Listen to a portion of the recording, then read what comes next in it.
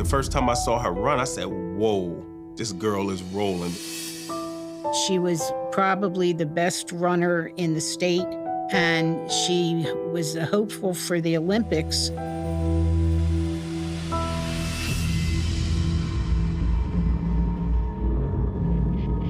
Shelly had left to go to a party in Center City and never returned home.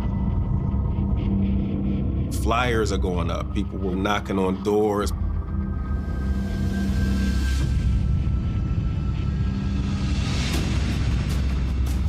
He found what appeared to be the remains of a human being. People are shocked. This is not the outcome that they wanted. Well, I'm hearing rumors of her mom being jealous, not being a good person at all. She was sobbing periodically, but never did I see an actual tear. It's just mind-boggling.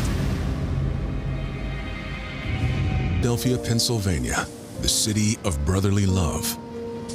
Philly was alive with energy. It was, it's the early 90s, so hip-hop is at an all-time high. It's a new art form.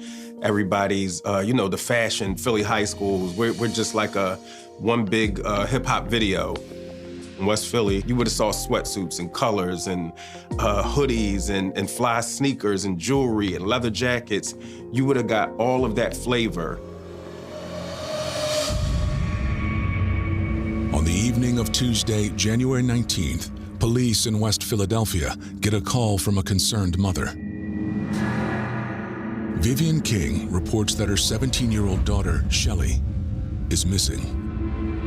Her daughter had told her that she was leaving on Sunday night, the 17th, to go to a party. Vivian had hoped that she had stayed overnight with a girlfriend. Shelly stayed out and stayed at girlfriends' houses frequently. But now, her daughter has been gone for nearly 48 hours. The last that this mother knew, her daughter was going to a party with friends. So what happened to Shelly? Why did she disappear?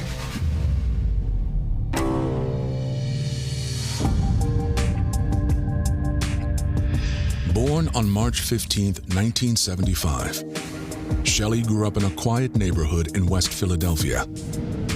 Shelly lived on Edgewood Street, a working-class black neighborhood, and it was a very typical neighborhood. Her stepfather was Clarence Jones, and her mother was Vivian King. Shelly's last name was Turner, but she did not know her father. Shelly lived with her mother, her stepfather, who was also the biological father of her younger sister. He had raised Shelly from when Shelly was like 6 months old. He had been in the picture all of those years. Vivian King was a nurse's aide. She helped Clarence Jones with his newspaper route. He delivered papers to a warehouse, and including the Sunday paper. Shelly Turner was really a precocious kind of kid in that she had unbelievable talent. She had been a runner from the time she was 7 years old. Shelly ran everywhere. She ran to the grocery stores, she ran in the neighborhood. By the age of 10, Shelly was competing. Shelly was one of those kids where every track meet, she's walking away like this with 4 trophies. Her sophomore year in high school, Shelly transferred from Overbrook to William Penn High School to run for legendary coach Tim Hickey. William Penn's track team was known nationally because of the quality of the girls there. Coach Hickey devoted his life to helping these girls. William Penn did not have a track of its own, so the girls used to run on the streets. And that's how they became so good, because they were running on concrete. They ran on the sidewalk, so he had markers out there for 200 meters, 400 meters. This man was brilliant. She adored Mr. Hickey. Over the next 2 years, Shelly thrived. She was a senior who had big things ahead for her, big things. She was running very well. She was probably the best runner in the state and probably one of the best in the country. And she was hoping to go to college. A couple of schools had already offered her scholarships. And she was hopeful for the Olympics. She was very, very humble about it. She was very laid back with it. Like Shelly Turner would tear your head off on a track, but just as well go and just sit back and laugh with you and kick back. She wasn't boastful. She wasn't arrogant or conceited. Vivian proudly displayed the proof of her daughter's success. It was like a museum. You know, you walk in Shelly Turner's living room and there are medals, there are trophies, plaques. It was the first thing you noticed when you walked in. It was just wasn't room for anything else. And I told her, I said, if you win one more thing, it's gonna have to go on the porch. Shelly was a rising star, but that didn't keep her from helping around the house. Her mother was strict, and she had a lot of responsibility. She spent her almost entire time either with the track program, school, or at home babysitting her younger sister. She did have her girlfriends, but they were also mostly all track people too. When you spend so much time with your teammates, it's just like, that's just what it is. You have other friends, you have outside interests, but we ran track. We didn't just participate. We lived it, we breathed it. You know, it was a part of everything we did. Shelly was driven, responsible, and always where she was supposed to be.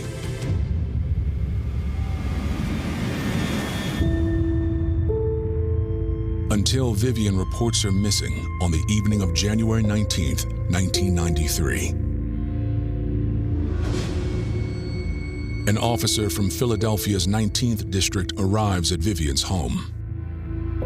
The officer was told by Vivian that her daughter, Shelly, had left on Sunday night to go to a party in Center City and never returned home. Vivian said that she stayed awake and that Shelly didn't get home and that she eventually went to sleep. And the next morning, Shelly still wasn't there, but Vivian had hoped that she had stayed overnight with a girlfriend. Shelly had a track meet that she was to be at on Monday on Martin Luther King Day, even though there was no school that day. And she was the captain of the team, and she was a very, very pivotal part of the team. Vivian tried to find out if Shelly showed up for the meet. Vivian King called Mr. Hickey, and he did not return the phone call. So the next morning, which would have been Tuesday morning, Vivian King called the school and asked to speak with Shelly's first period teacher and found out that Shelly had not reported to school that day. Vivian then asked to speak with Mr. Hickey. The teacher went and got Mr. Hickey and brought him to the phone. And Vivian found out that Shelly was the only one that had not come to the meet. She was the captain of the team. For her to not show up for the track meet indicated that there probably was a severe problem. Vivian's next phone call was to police. Anything could have happened to Shelly, from being abducted, being attacked, or just basically maybe stopping at another friend's house and spending the night. The officer gathers more details. The JAD officers would have asked what clothing she had been wearing. They would have gotten the names of some of her friends. Shelly had a purple tracksuit on, purple sneakers. That information was then passed on to the Juvenile Aid Division people and to the West Detective Division. The search for Shelly Turner is on.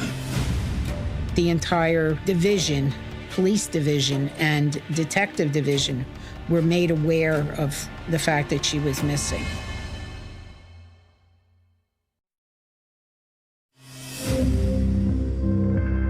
On Tuesday, January 19th, 1993, investigators with Philadelphia's Juvenile Aid Division begin their search for Shelly Turner. The 17-year-old hasn't been seen since Sunday. Shelly had told her mother that she was going to be going to a party that night. It was like a citywide kind of fun thing where whenever there's no school on a Monday, the promoters would promote to us, and we were all in. You know, we liked to dance. William Penn was a dancing track team. Investigators speak with Shelly's friend Andrea, who lives across the street. She reveals that Shelly didn't go to the party. She had actually gone to visit a new boyfriend in North Philadelphia. Shelly had kept her budding romance with fellow student Sean Williams from her mother.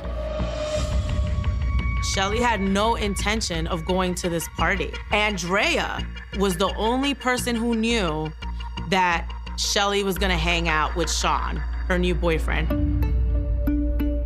Before Shelly left on the bus for Sean's house, Andrea gave her some last-minute fashion advice. Her friend said, well, your outfit isn't nice enough with what you're wearing. Wear this jacket with it. Shelly's wearing a purple tracksuit and a black leather jacket. So that was what they were searching for when they were looking for Shelly. For detectives, locating Sean Williams is their top priority. He had transferred in. He was a new student at William Penn. They did talk with him immediately. They got his address through the school. A couple of detectives came to my house to question me. Sean tells detectives he met Shelly after transferring to Penn at the beginning of the school year. My best friend, she kind of brought me into the fold with a lot of the groups and at William Penn, and Shelly was part of the track team. I'm seeing her in the gym, I'm seeing her smile. I think she got cute for me that day. She was definitely a pretty girl. After maybe talking on the phone a time or two, now I feel more comfortable kicking it with her. So, a few days earlier, Sean invited Shelly to his house for Sunday dinner. My mom fixed dinner every Sunday. She fixed a nice meal. We enjoyed dinner, we laughed, our family laughs, just did our Sunday thing. My mom loved her. So after dinner, we go up to the room, we chilling, we talking, listening to music, we having a good time, we just hanging out for a few hours. My mom's in the place, so we're being good. And I guess time got by us for a while, and now it's late. At approximately 2 in the morning, Shelly had to go home, and he walked Shelly to the bus stop. I wanted to make sure that she got home safely. The bus took about 20 minutes to come because it's Sunday night. I wanted to give her a kiss. And she was like, no, I don't kiss in public. In that time, the bus driver had to pause a moment to look at us. Sean tells them Shelly got on. From that information, they were able to track down the actual bus driver. He does remember that Shelly went all the way to the last stop and that Shelly gets off on 60th and Girard. The fact that the bus driver knew that she had gotten off the bus cleared the boyfriend from any involvement. Now the question is, what happened to Shelly when she got off the bus? The bus led her off 6 blocks from her home. Did she get home? Did she not get home? What happened?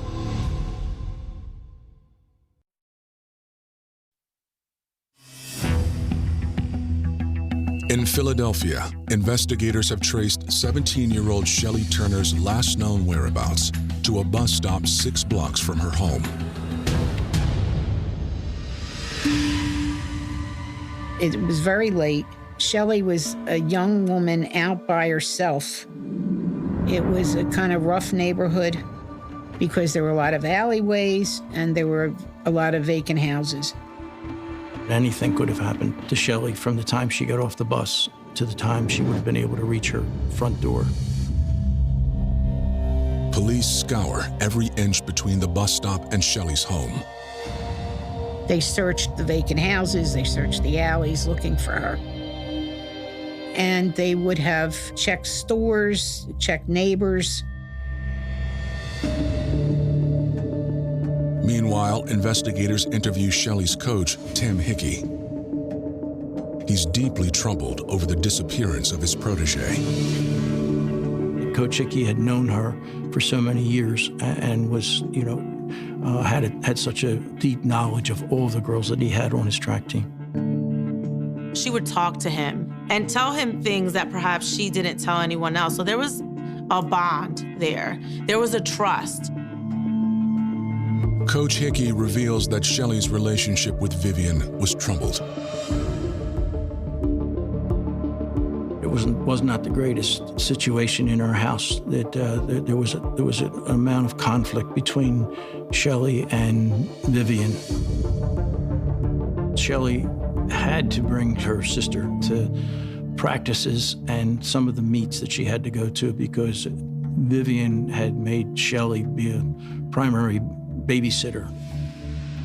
She was not seeing eye to eye with her mother regarding, her expectations, her curfews, and the things that she wanted in her household.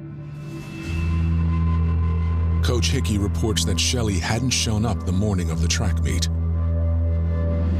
Shelly was the only one that was not there. So Mr. Hickey, her coach, went to the house looking for Shelly to take with him, along with the rest of the team, on the van.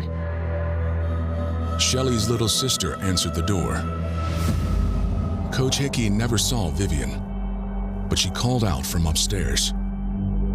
Vivian informed him that Shelly had not come home the night before. Vivian said, "She's not here. Check with Kwanda." Kwanda is Shelly's friend who was also on the team with her. But Coach Hickey tells the investigators that Kwanda didn't know where Shelly was either. Detectives find it odd that Vivian knew Shelly hadn't shown up at the track meet the morning after she went missing. Not 2 days later, like she told police. I think it would have been imperative that any caring parent would have notified the police immediately to begin an investigation to try to locate the child.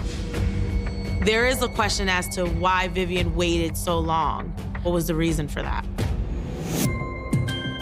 As investigators continue to search for the missing teen, they get a phone call from Shelly's friend, Andrea.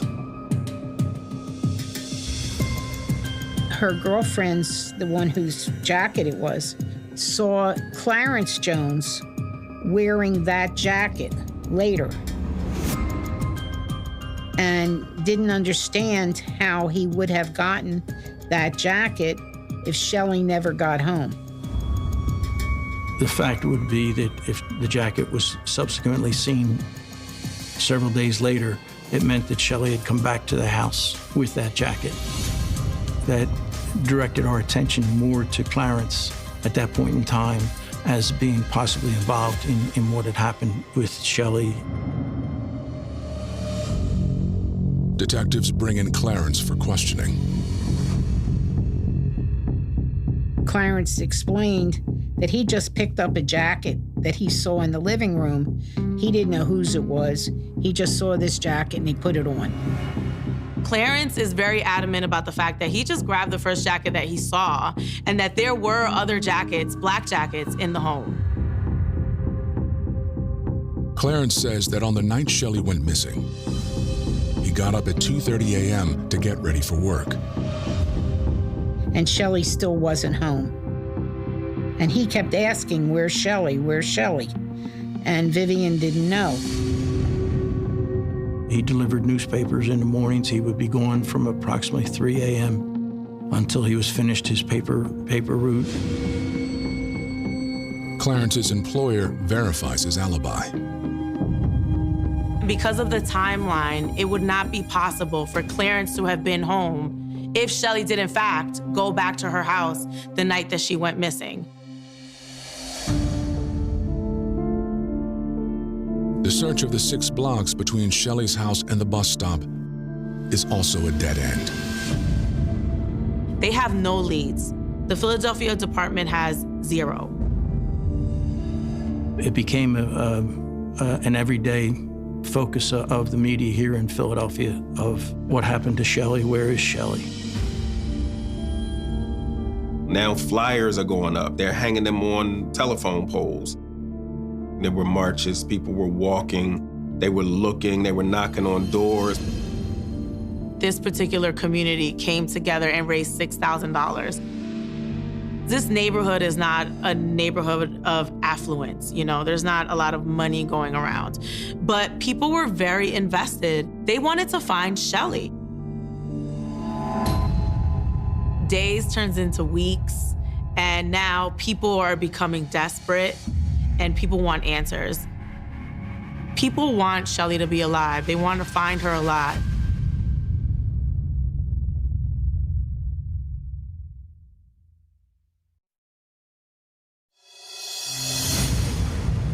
It's February 1993. Shelly Turner has been missing for 4 weeks. Speculation runs wild through her West Philadelphia neighborhood. She might have been grabbed. She might have been held captive. She might have been killed. She might have run away. The city, especially the West Detective Division and the uniform districts in West Philadelphia, were in a constant search for Shelly. As the community continues to look for the 17-year-old track star, taking center stage is her mother, Vivian. She's a local celebrity. People hear her on the radio, they read about her in the newspaper, they've seen her on TV. There were marches led by Miss King, and she was very much in the news media, presenting herself to them as a grieving mother.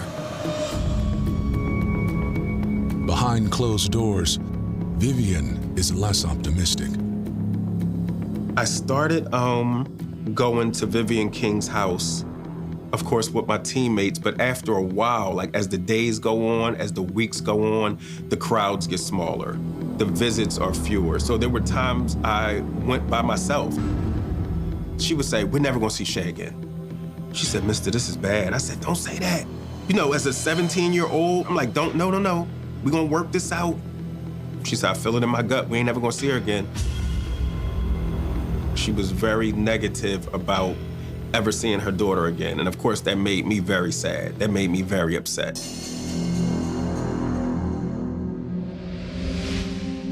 On February 20th, 33 days after Shelly went missing, the case takes a grim turn. A man was out walking his dog in the Fairmount Park area of Philadelphia near the Mann Music Center.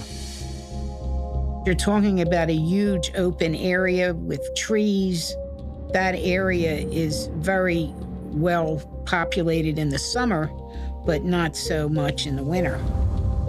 The dog was acting strange and pulled the man into an area where there were some trees, a wooded area.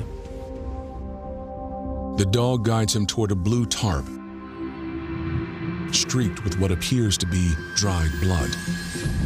When the man went to investigate, he found what appeared to be the remains of a human being. Within minutes, the park is swarming with law enforcement. They see what appears to be the body of a young female.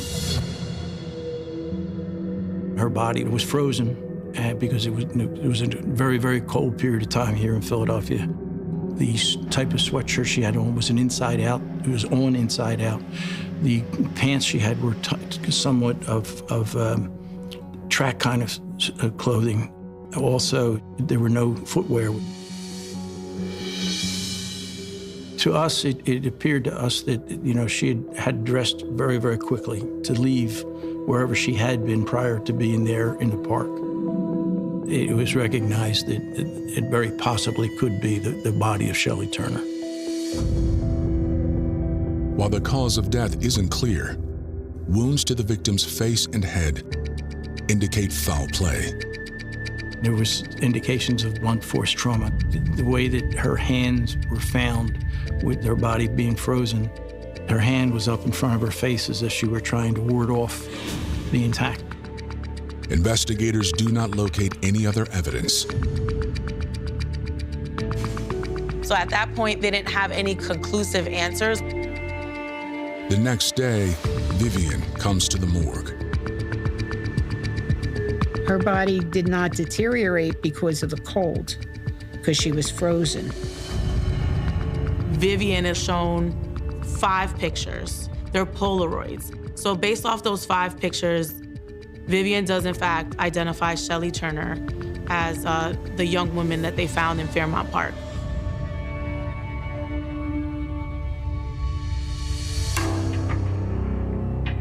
The medical examiner determines a cause of death. Shelly was hit in the head with an object, and then she was shot 6 times. She has some shots through her chest, through her head, and through her left hand.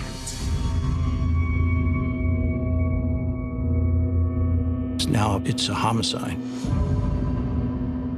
And we would start back at the very beginning and re-interview everyone. The day after she IDs her daughter's body, homicide detectives meet with Vivian at her home. She was very adamant that we should look into Sean because she related to us that night that she believed Sean lied to her. Vivian tells detectives she called Sean after Shelly disappeared. According to her, Sean had made a sausage sandwich for Shelly while she was there, and Vivian inquired whether it was pork or beef, and according to Sean initially, it was a pork sandwich. And then when she questioned him more about the kind of sandwich, he eventually said, oh, perhaps it might have been a beef sandwich. And she felt that was extremely important because, according to Vivian, Shelly was allergic to pork. And when we left the house, that was going to be our next step. We knew that Sean was going to be someone that we wanted to speak to as soon as we could.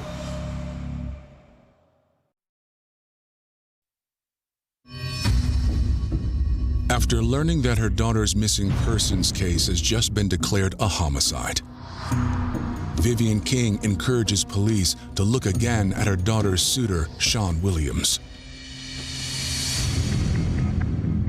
We went to his residence, and then we asked Sean if he would come with us to homicide to give a formal statement, and he agreed to do that. I'm a 17-year-old kid at this time, so I'm not thinking about if you're trying to ask me questions to trick me up or anything like that. I have no sense of that at all. Like, I'm just answering your questions as honestly as I possibly can. And I just wanted to help. He also agreed to be polygraphed. I didn't have anything to hide. I wasn't scared. The person conducting the test informed us that there was no deception indicated by Sean, and that it was the operator's belief that he was telling the truth, that Shelly had gotten on the bus that evening when she disappeared and was last seen by Sean at that point in time. It was not Sean. Sean had no hand in whatsoever what had happened to Shelly. Shelly's funeral takes place on February 27th. Over 1,200 people turn out. It was with teenagers everywhere, just bawling their eyes out, just losing it. It was a mess. It was probably one of the worst days of our young lives. There was very little emotion with Vivian King. You know, maybe a tear trickled, maybe. We were like overwhelmed with grief, and this woman was sitting there with a tight jaw and a tight face. Nobody hugged Vivian King. Nobody talked to her. Well, I'm hearing rumors of her mom being jealous. They don't get along. I'm hearing, just rumors of her mom just not being a good person at all. The whispers and stares don't go unnoticed. About a week and a half after Shelly's body had been discovered, Vivian called. She was hearing rumors, and she wanted to know how she could dispel those rumors. We went over everything again, everything that had transpired from the day that Shelley was last seen. And she related to us how she had cooked dinner, and she right away said she made pork chops, peas, and potatoes, mashed potatoes. Vivian obviously did not remember that she had told us that Shelley had been allergic to pork. Vivian herself was lying. She was trying to direct us towards Sean. But why? Unaware she was just caught in a lie, Vivian continues her quest to clear her name. She had mentioned that she had been told that she could take a lie detector test. Vivian, at that point in time, was very adamant she wanted to take that because she believed that she could then tell people she took a polygraph test and passed the test and had nothing to do with what had happened to Shelley. Results were she had flunked. We informed her that there was deception indicated, that she was not telling the truth. Vivian started telling us at that point that there were things she just didn't remember. Bits and pieces would come back to her, but she was telling us she just had trouble remembering everything from that night. Detectives questioned Vivian for hours. We quietly reviewed with her the problems with her story. The pork chop, Shelley being allergic to that. Also the fact that the black jacket was seen being worn by Clarence days after Shelley had supposedly left and never returned to the house. Vivian, was actually recognizing that the lies that she had told and that none of them were going to hold up. And at that point, she basically was willing to say what had happened. Vivian tells police that on Sunday, January 17th, she had been out with friends. She had consumed quite a bit of liquor, and she was also telling us how she had a problem with liquor. When she came home that evening, she found that Shelley had left to go to the party. Shelley's 1 a.m. curfew came and went. Vivian waited up for a long period of time and was getting angrier and angrier. Shelley got into the house about 2:30, having walked from the bus stop. When she got home, her mother and she got into an argument about what time she had come in, and they got into a fight. And they start kind of tussling back and forth. Vivian then went upstairs and got her own gun from under her mattress and went downstairs and then confronted Shelley again. Vivian says that she hit Shelley in the head with the gun and then tells Shelley, "You can't live here anymore. You're not following my rules." Her mother said, "I'm going to take you to the police station and they're going to put you in a home for bad girls." So she made her get into the car. The arguing continued. Vivian claims that she got so angry that she did not go to the police station. She was gonna go fight Shelley. She then drove into the park. She drove some distance across the grass, according to her, stopped near some trees. Vivian King made Shelley get out of the car in the park. And they said, "Okay, we're going to fight here." And they actually got into a fist fight. Shelley had picked up a bottle from the ground, and when she did, Vivian then hit Shelley on the side of the head again with the gun. Shelley fell to the ground, stunned by the blow. And while she was laying on the ground, Vivian fired her gun.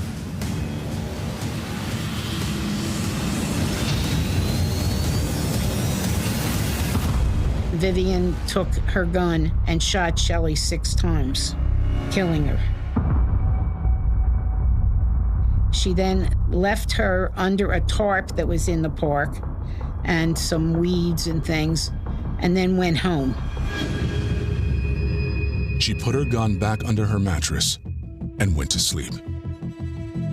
She says she wakes up the next morning and feels like she just had a bad nightmare. She had a look of resignation on her face. She was sobbing periodically, but never did I see an actual tear. Vivian King is arrested and charged with Shelly's murder. When the news broke that she confessed, of course, that like rocked everybody's world. Now all I see is pure evil. But just days later, at her arraignment, Vivian pleads not guilty. She says the confession was coerced.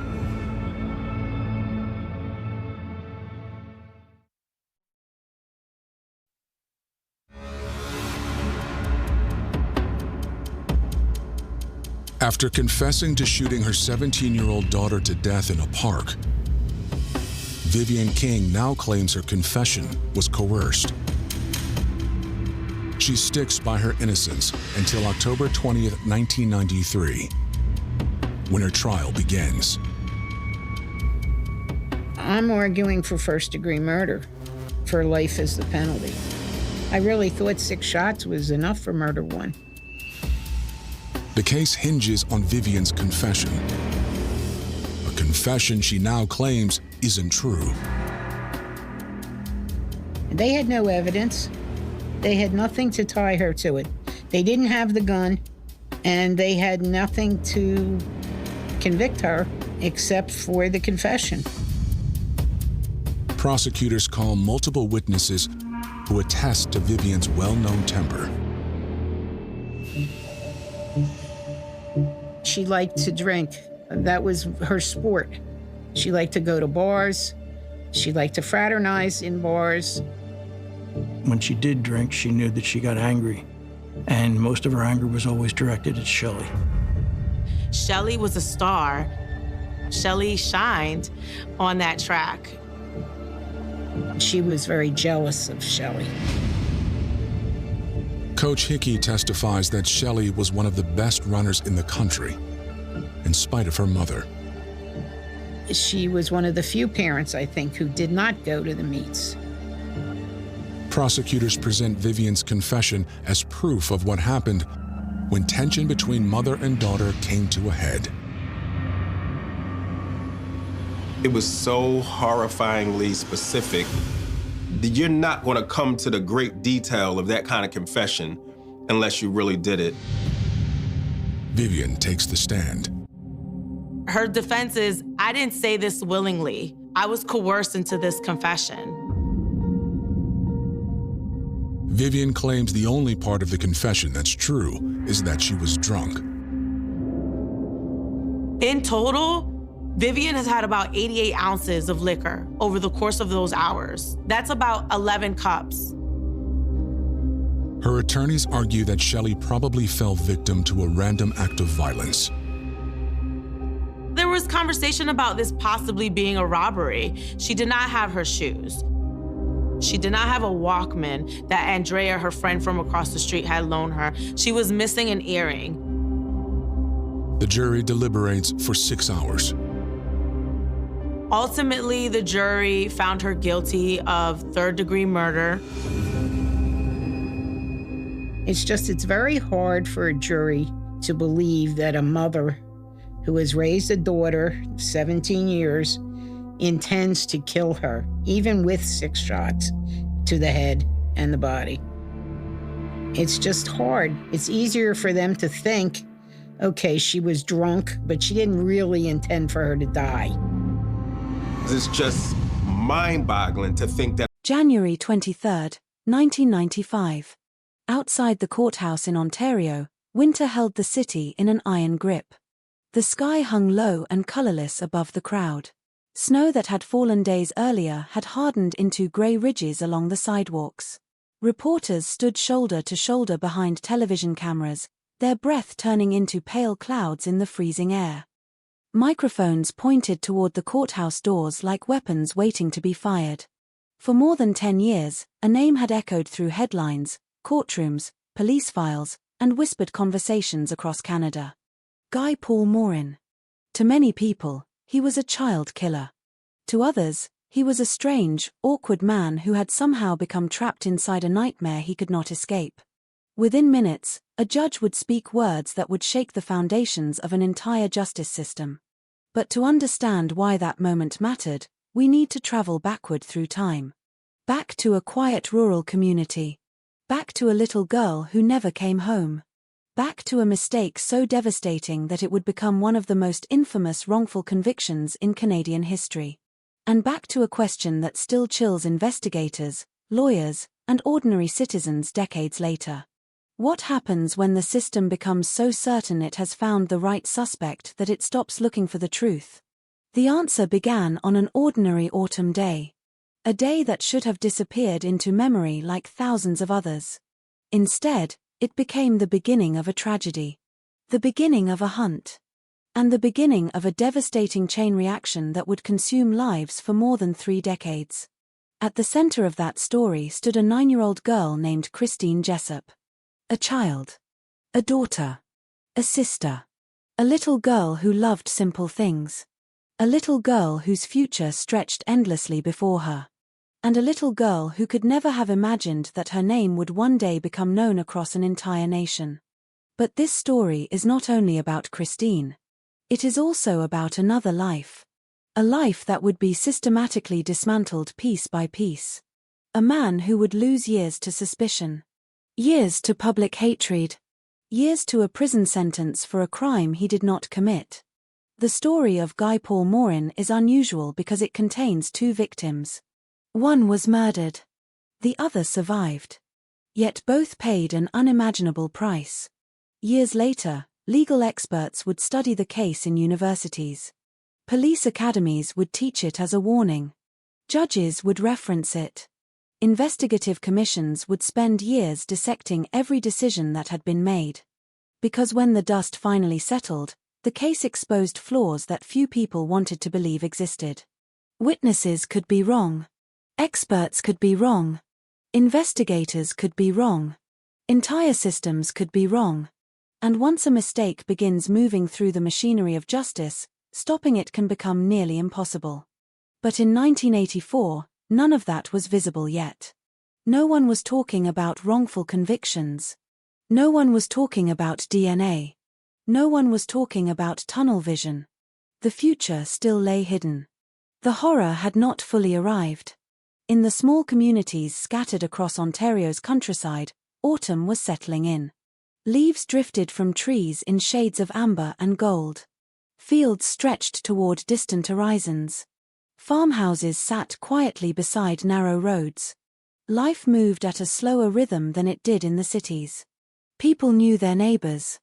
Children rode bicycles down familiar streets. Families left doors unlocked. It was the kind of place where danger felt far away. The kind of place where parents believed they knew exactly who lived around them. The kind of place where trust was woven into everyday life. That trust would soon be shattered. Because evil rarely announces itself. It does not arrive with warning sirens. It does not introduce itself politely.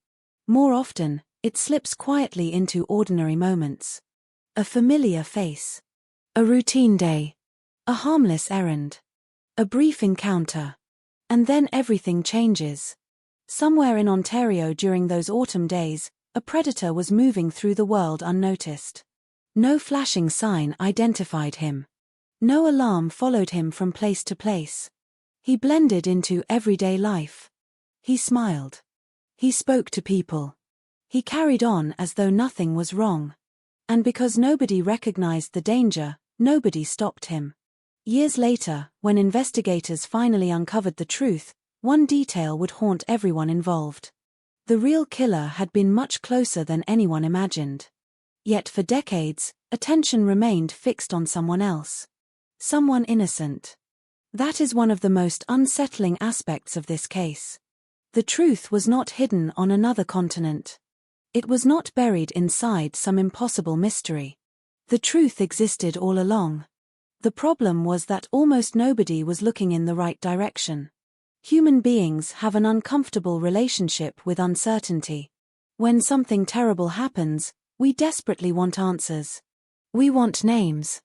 We want explanations. We want order restored. A crime creates chaos. An arrest creates relief. Even when the evidence is incomplete, people often cling to certainty because uncertainty is frightening. And in the aftermath of Christine Jessop's disappearance, fear spread quickly. Fear among parents. Fear among neighbors.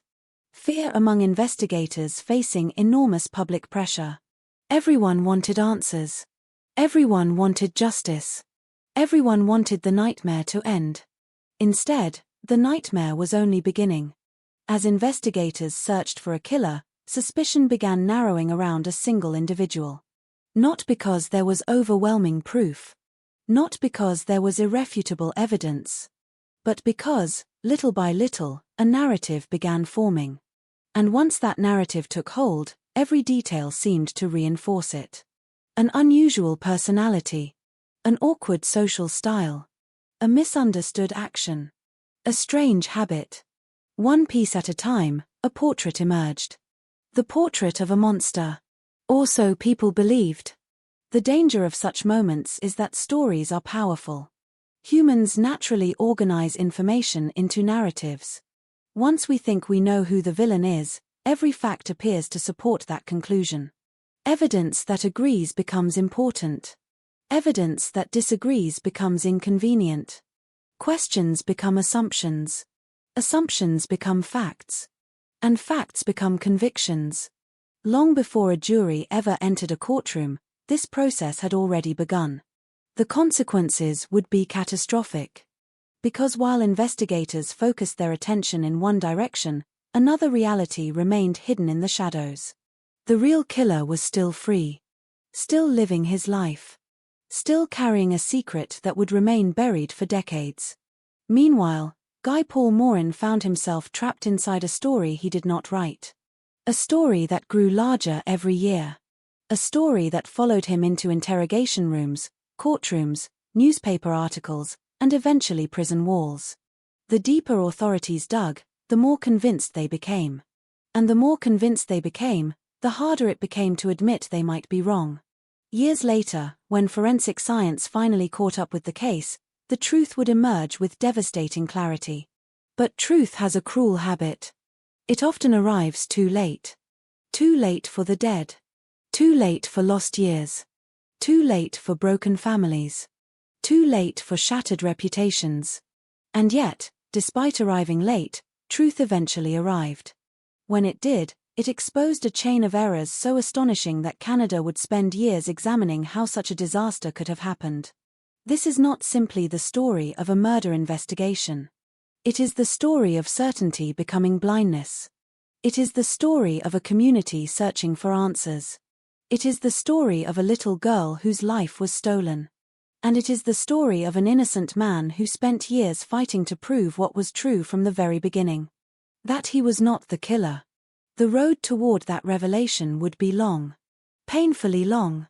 And it begins with a quiet town. A child. An ordinary afternoon. And a disappearance that changed everything. Part 2: The setting. Long before courtrooms, DNA evidence, newspaper headlines, and public controversy transformed this case into a national story, there was only a quiet corner of Ontario living its ordinary life. In the early autumn of 1984, Queensville was the kind of place many people today might struggle to imagine. It was not a bustling city filled with crowded sidewalks and endless traffic.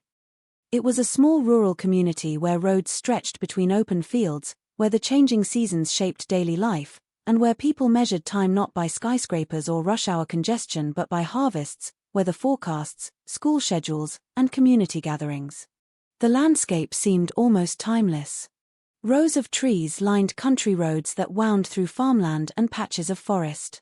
During the first days of October, leaves had begun their annual transformation. Greens were slowly surrendering to shades of amber, rust, and gold.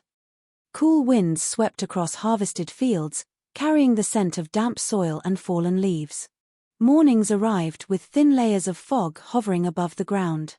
By afternoon, sunlight often broke through the clouds, illuminating barns, fences, and quiet homes scattered across the countryside. At night, darkness arrived quickly. Unlike cities where artificial light pushed back the shadows, rural Ontario surrendered itself to the night. Streetlights were few. Beyond the glow of farmhouse windows, vast stretches of darkness covered the land. For generations, communities like Queensville had been built on familiarity. People knew each other. Parents knew the families living down the road. Neighbors exchanged greetings while collecting mail or working outside.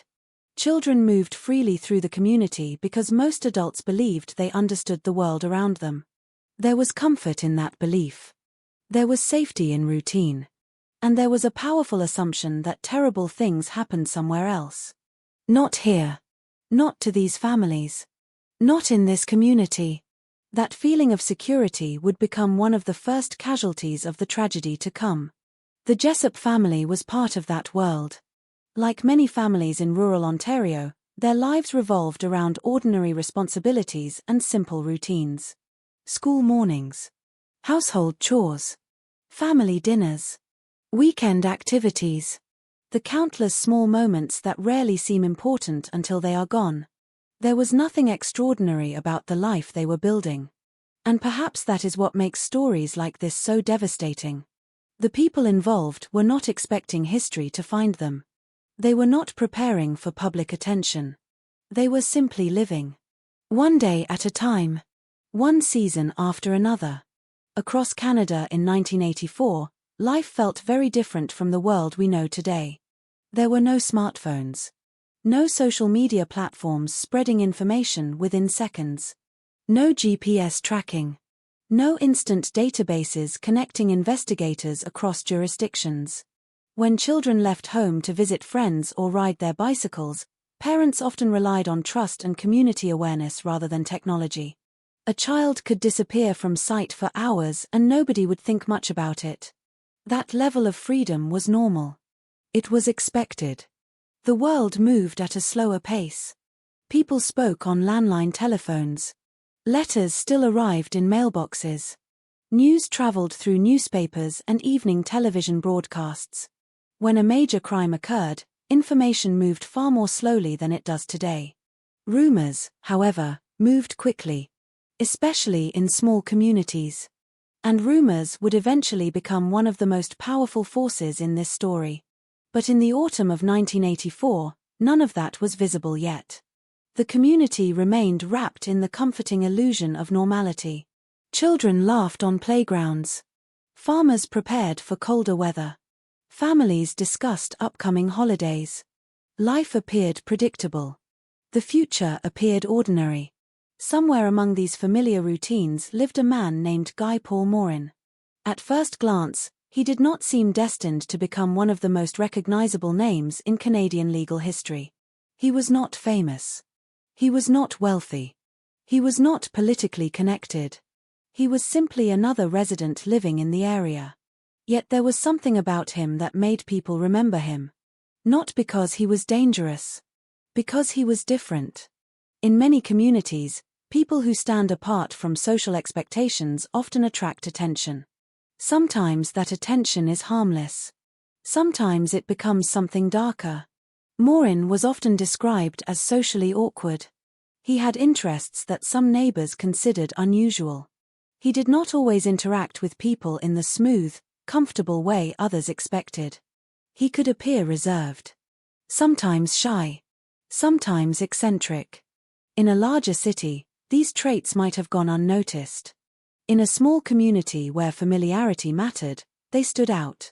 Human beings are remarkably quick to categorize one another. We notice who fits in. We notice who does not. We notice who seems familiar. And we notice who seems different. Most of the time, these observations carry little consequence. But when fear enters a community, difference can become suspicion. Suspicion can become belief. And belief can become accusation. Years later, Many experts would examine this exact phenomenon while studying the Morin case. They would ask difficult questions. How much did perception influence the investigation? How much did assumptions shape the decisions that followed? How much weight should be given to personality when evaluating evidence? At the time, however, these questions had not yet emerged. The future remained unwritten. Elsewhere within the community, children moved through their daily routines with the carefree confidence unique to childhood. The world still felt enormous. Every day offered opportunities for adventure. A bicycle ride. A walk to a friend's house. An afternoon outdoors before dinner. For children, these experiences represented freedom. For parents, they represented trust. The trust that communities depend upon. The trust that allows everyday life to function. Yet trust is fragile. Once broken, it is difficult to restore. The events that would soon unfold would fracture that trust in ways few residents could have imagined. In hindsight, there is a haunting quality to these final days before the tragedy. When people later reflected upon the autumn of 1984, many remembered ordinary details with unusual clarity. The weather. The roads. The conversations.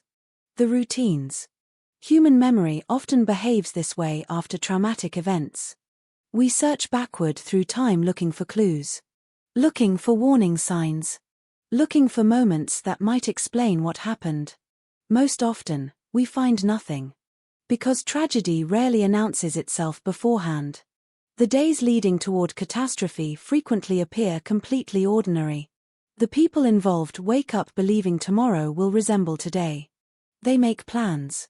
They run errands. They laugh. They argue. They dream about the future. Completely unaware that their lives are moving toward a moment that will divide everything into before and after. The residents of Queensville were no different. The community stood unknowingly on the edge of a story that would stretch across decades. A story involving grief, fear, investigation, public outrage, courtroom battles, scientific breakthroughs, and one of the most significant wrongful conviction cases in Canadian history. The physical setting of this story matters because it shaped how people thought, how they trusted, how they suspected, and ultimately, how they judged. Small communities create powerful bonds. They also create powerful assumptions. When something terrible happens, people naturally search for explanations close to home. They look at neighbors, friends, acquaintances, anyone who seems capable of providing an answer. Sometimes that process leads investigators toward the truth. Sometimes it leads them somewhere else entirely. As October approached, no one could have predicted that a single criminal act would send shockwaves through an entire nation. No one could have predicted that a young girl's disappearance would become a symbol of justice denied. No one could have predicted that scientific advances years in the future would eventually reveal mistakes hidden deep inside an investigation. The countryside remained quiet. The leaves continued to fall. Families continued living their lives. And somewhere within that ordinary landscape, two futures were moving toward collision. One belonged to a little girl whose life would soon be stolen. The other belonged to a man who would spend years fighting to prove his innocence. Neither of them knew it. Neither of their families knew it. But the clock was already ticking. And the setting for one of Canada's most tragic and consequential criminal cases was complete. Part 3: The Victim's Story. Before her name appeared in newspaper headlines, before investigators pinned maps to walls and searched desperately for answers, before lawyers argued inside crowded courtrooms and television crews arrived from across the country, Christine Jessup was simply a little girl. She was 9 years old. An age suspended somewhere between childhood innocence and the first small steps toward independence. Old enough to explore the world with confidence. Young enough to still believe that most people were kind. Young enough to trust. And young enough to dream about a future that seemed endless. When people discuss famous criminal cases, there is often a danger that the victim slowly disappears behind the mystery. The investigation becomes the focus. The suspects become the focus. The courtroom battles become the focus. Years pass, and eventually the victim's name survives only as a detail attached to legal documents and historical records. But before any of that existed, Christine was a daughter, a sister, a child whose life occupied the center of a family's universe. The Jessup household was not dramatically different from thousands of other Canadian families living through the mid-1980s. Life moved according to familiar rhythms. School schedules, meals shared together, weekend plans, household responsibilities, family conversations that seemed ordinary at the time and would later become treasured memories. Like many children her age, Christine existed in a world filled with small adventures. The world looked larger through a child's eyes. A bicycle ride felt like exploration. A walk through the neighborhood felt like freedom. An afternoon with friends could become an unforgettable event. Children possess a remarkable ability to find wonder in places adults barely notice. A patch of woods. A gravel road. A field stretching toward the horizon. A favorite toy. A pet. A secret hiding place. Entire universes emerge from these seemingly insignificant things. Christine lived inside that universe. She was growing, learning, discovering who she would become. Those who knew her remembered a child with energy and curiosity.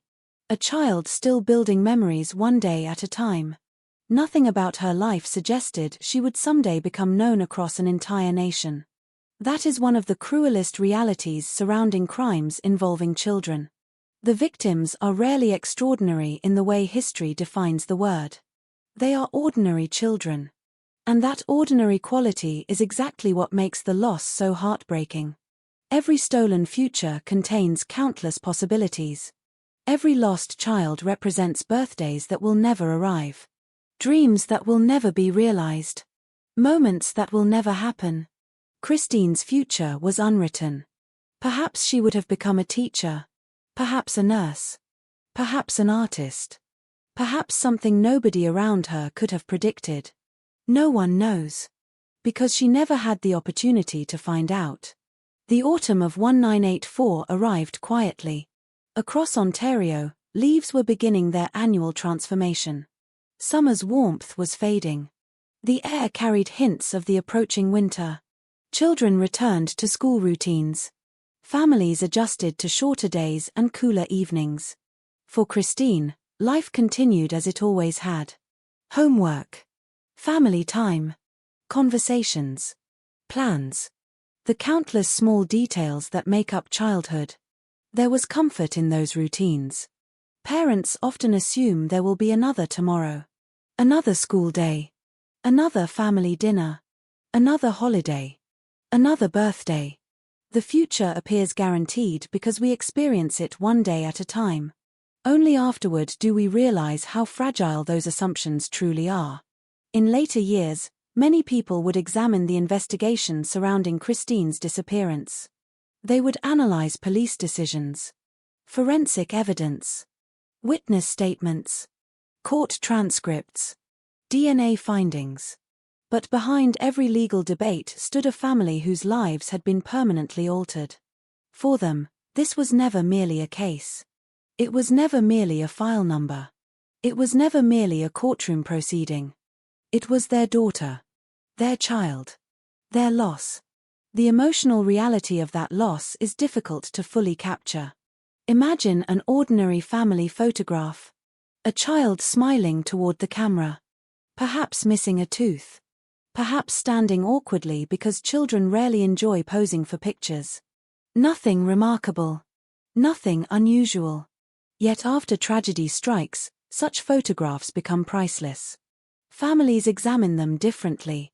Every smile becomes significant. Every captured moment becomes sacred. Every image becomes evidence of a life that once existed. The Jessup family would eventually spend years revisiting memories in exactly that way. Searching old photographs. Remembering conversations. Holding on to details. Trying to preserve a connection that could never truly be replaced. For investigators, victims often become profiles. Age. Height. Weight. Description.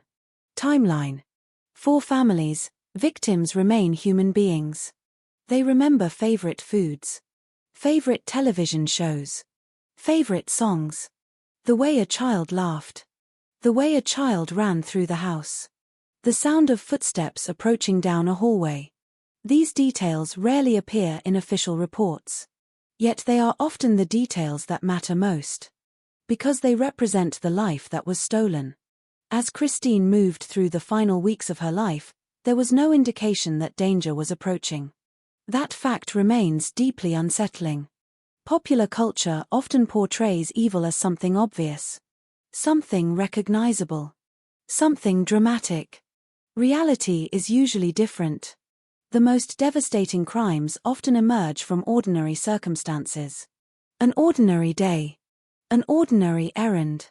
An ordinary decision. The kind of moment nobody remembers until afterward. And afterward, every detail becomes significant. Families replay events repeatedly. Investigators reconstruct timelines. Communities search for explanations. People ask the same impossible question. What if?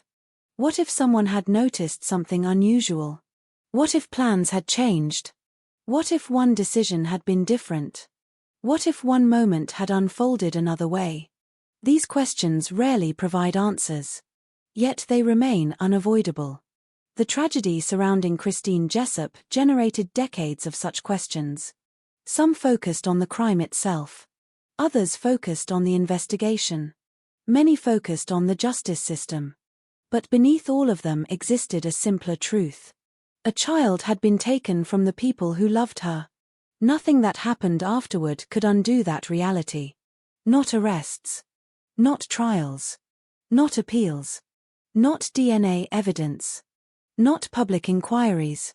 Not financial compensation. Nothing. The loss remained.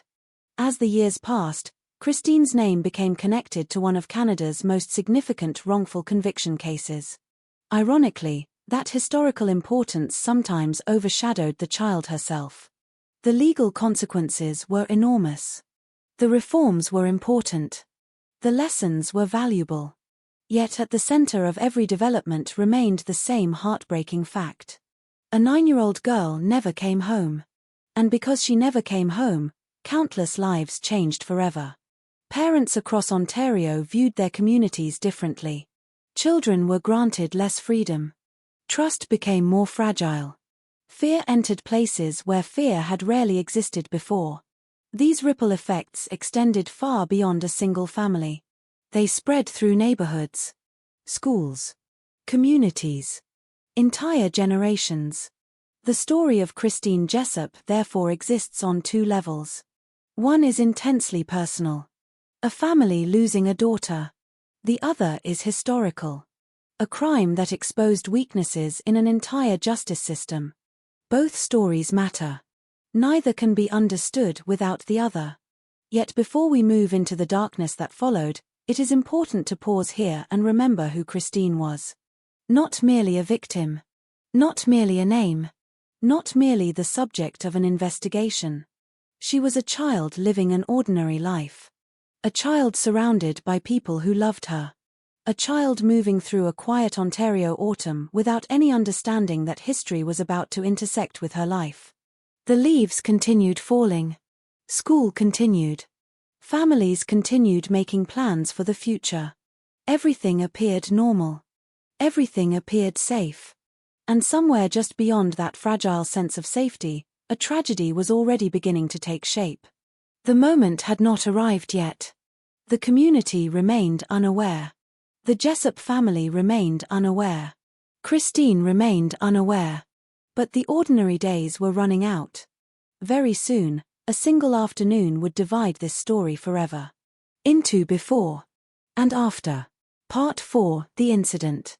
October 3, 1984, began like countless other autumn days in rural Ontario.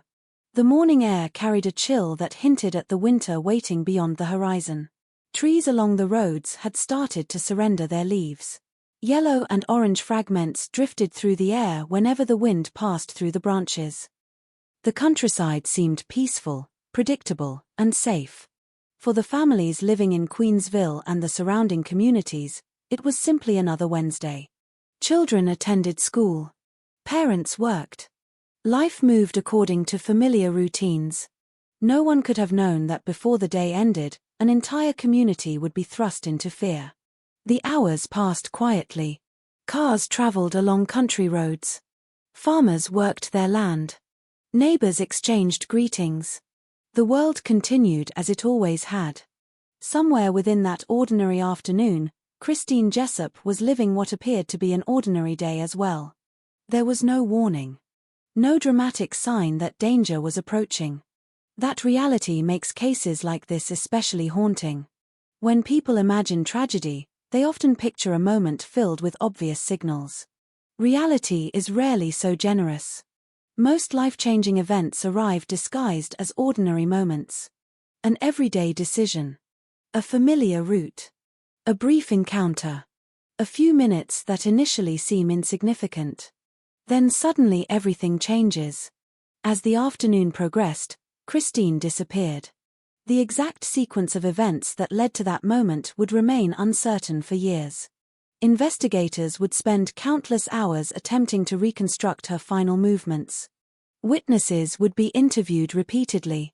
Timelines would be analyzed. Memories would be examined and re-examined. Yet some pieces of the puzzle would never be fully recovered. What is known is simple and devastating.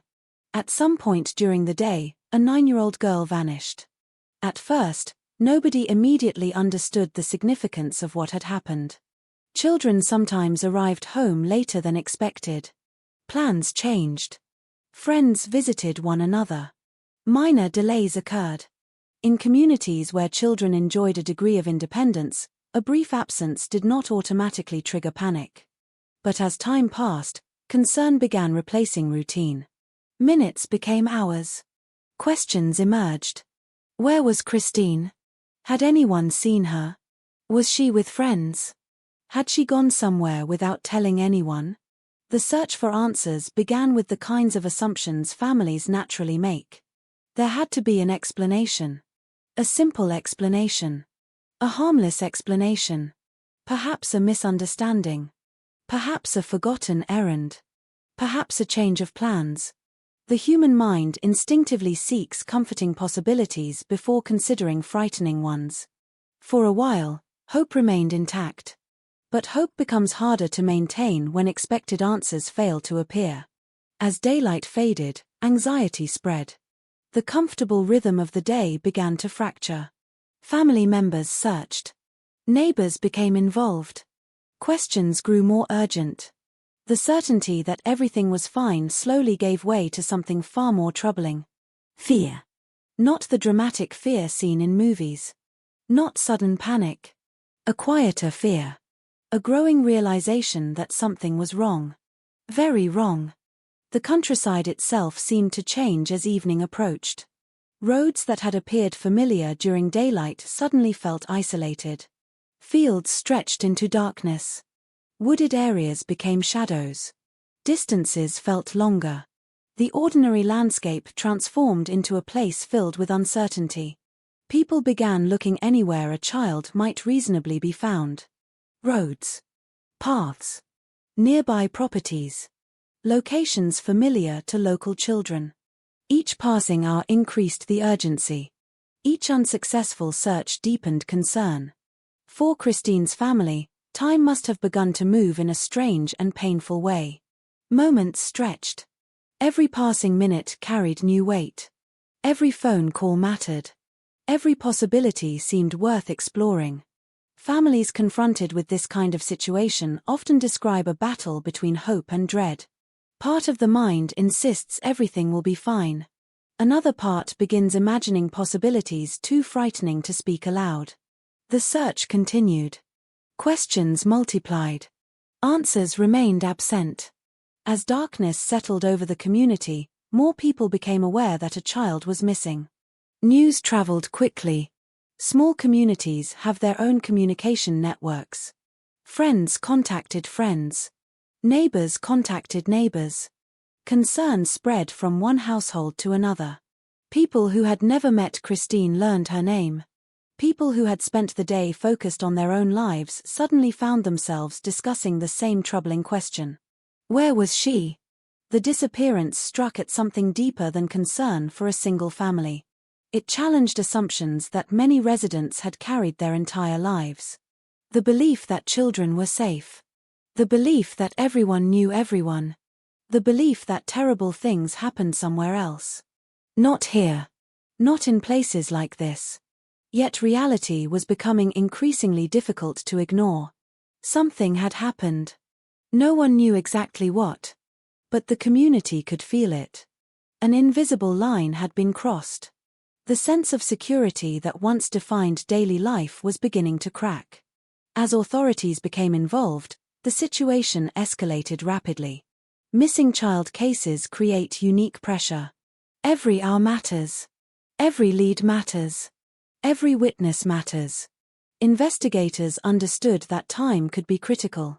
Information was gathered. Reports were taken. Search efforts expanded. Yet despite growing attention, Christine remained missing. For her family, uncertainty became its own form of suffering. Human beings can endure many hardships when they understand what they are facing. Uncertainty is different. Uncertainty creates endless possibilities. Some hopeful. Some terrifying. And because none of them can be confirmed, the mind moves constantly between them. One moment optimism appears. The next moment fear takes its place. The cycle repeats endlessly. That night, the Jessup family entered a reality no family ever wants to experience. A reality defined by waiting. Waiting for news. Waiting for answers. Waiting for a phone call. Waiting for a knock on the door. Waiting for something that would make sense of what had happened. But no reassuring explanation arrived. The disappearance of a child transforms entire communities. Parents begin looking at their own children differently. Simple routines suddenly appear vulnerable. Ordinary freedoms become sources of anxiety. Doors are checked twice. Questions are asked more often. People become aware of risks they previously ignored. The disappearance of Christine Jessup created exactly that effect. The community's confidence had been shaken. People who once viewed their surroundings as unquestionably safe were now confronting uncertainty. Investigators worked under increasing pressure. Residents wanted answers. The family needed answers. Everyone hoped the mystery would end quickly. Everyone hoped Christine would be found alive and unharmed. That hope would sustain search efforts in the days ahead. It would motivate volunteers. It would drive investigators. It would keep families awake late into the night.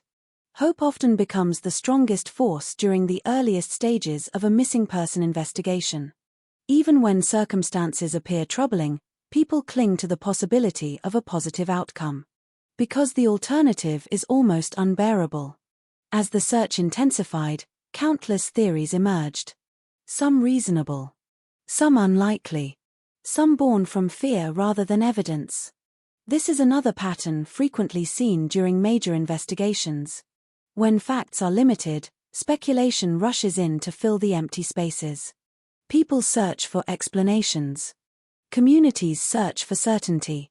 Rumors begin circulating. Questions become stories. Stories become assumptions.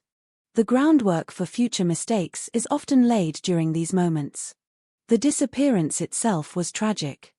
But what followed would eventually become one of the most controversial criminal investigations in Canadian history. At the time, however, none of that was visible. No one was discussing wrongful convictions. No one was discussing DNA technology. No one was discussing investigative tunnel vision. Those developments belonged to the future. On that October evening, there was only a missing child. A frightened family. And a community desperately hoping for good news. The hours continued passing. Searches continued. Questions continued. The uncertainty deepened. What had begun as an ordinary autumn day had transformed into something entirely different. A mystery. A crisis. The opening chapter of a tragedy that would echo through courtrooms, police departments, forensic laboratories, and public inquiries for decades to come. For Christine's family, the world had already changed. For investigators, an enormous challenge lay ahead. For the community, a sense of innocence had begun to disappear. And somewhere beyond the search efforts, beyond the rumors, beyond the growing fear, the truth remained hidden. Waiting. Silent. Unseen. The road toward that truth would prove far longer than anyone could imagine. Years would pass before the full story emerged. Lives would be altered. Careers would be affected. A nation would eventually confront uncomfortable questions about justice, evidence, and certainty. But all of that began here. With a single autumn afternoon. A missing child. And a community standing at the edge of a nightmare it did not yet understand. Part 5: The Discovery. The first days after Christine Jessup disappeared were defined by uncertainty. Hope still existed. As long as she remained missing, there was room for optimism. There was room for the possibility that she would be found alive. Every search effort carried that hope forward. Every volunteer who stepped into a field, walked a roadside ditch, or entered a wooded area carried the same silent wish. Find her. Bring her home. End the nightmare. The community rallied around the search. People who had never met Christine offered assistance. Neighbors dedicated their time. Police officers followed leads. Searchers combed through locations that seemed promising and locations that seemed unlikely. Every report was evaluated. Every possibility was explored. Days passed. Then weeks. The optimism that had fueled the earliest search efforts began encountering a difficult reality. No confirmed sightings. No reliable answers. No clear explanation. The mystery deepened. As autumn gave way to winter, the landscape itself changed. The bright colors of October disappeared beneath gray skies and colder temperatures. Fields that had once seemed welcoming now looked barren and empty. Trees stood stripped of their leaves. Frost appeared during the mornings. The countryside felt quieter. For Christine's family, each passing day created a painful contradiction. Time was moving forward. Yet emotionally, everything remained frozen. The unanswered questions lingered. Where was Christine? What had happened? Was she still alive? The absence of answers became its own burden. Human beings naturally seek closure.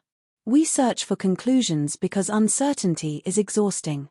Yet some investigations refuse to provide immediate resolution. This was becoming one of them.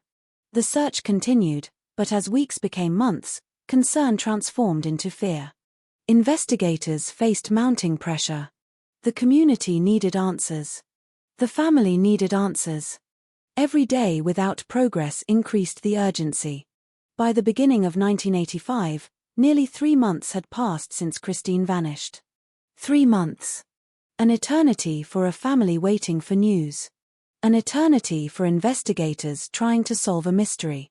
An eternity for a community living beneath a cloud of uncertainty. Then came the discovery. It happened in a rural area far from the place where Christine had last been seen. The location was isolated. Quiet. The kind of place most people would pass without giving it a second thought. Winter had settled over Ontario by then. The countryside appeared dormant beneath the season's cold grip. The trees stood bare against the sky. The earth seemed frozen and lifeless. It was there that the search for a missing child finally ended.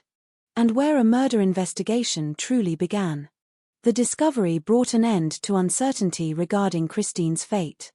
But it introduced a new reality far more painful than uncertainty itself. The worst fears had become real. The little girl everyone had been searching for would not be coming home. For investigators, the moment changed everything. Missing person cases and homicide investigations operate differently. The goals change. The priorities change. The urgency remains, but its direction shifts. The focus now became identifying whoever had taken Christine's life. Finding answers. Finding justice. Finding a killer. The discovery scene immediately became one of the most important locations in the entire investigation. Every inch of ground mattered. Every object mattered. Every detail mattered. Investigators understood that evidence can disappear quickly. Weather alters scenes. Animals disturb remains. Time erases traces. The challenge facing law enforcement was enormous. Months had passed. The environment itself had changed significantly. The scene was no longer fresh. Yet investigators still hoped valuable evidence remained. Police secured the area. Photographs were taken. Measurements were recorded. Observations were documented.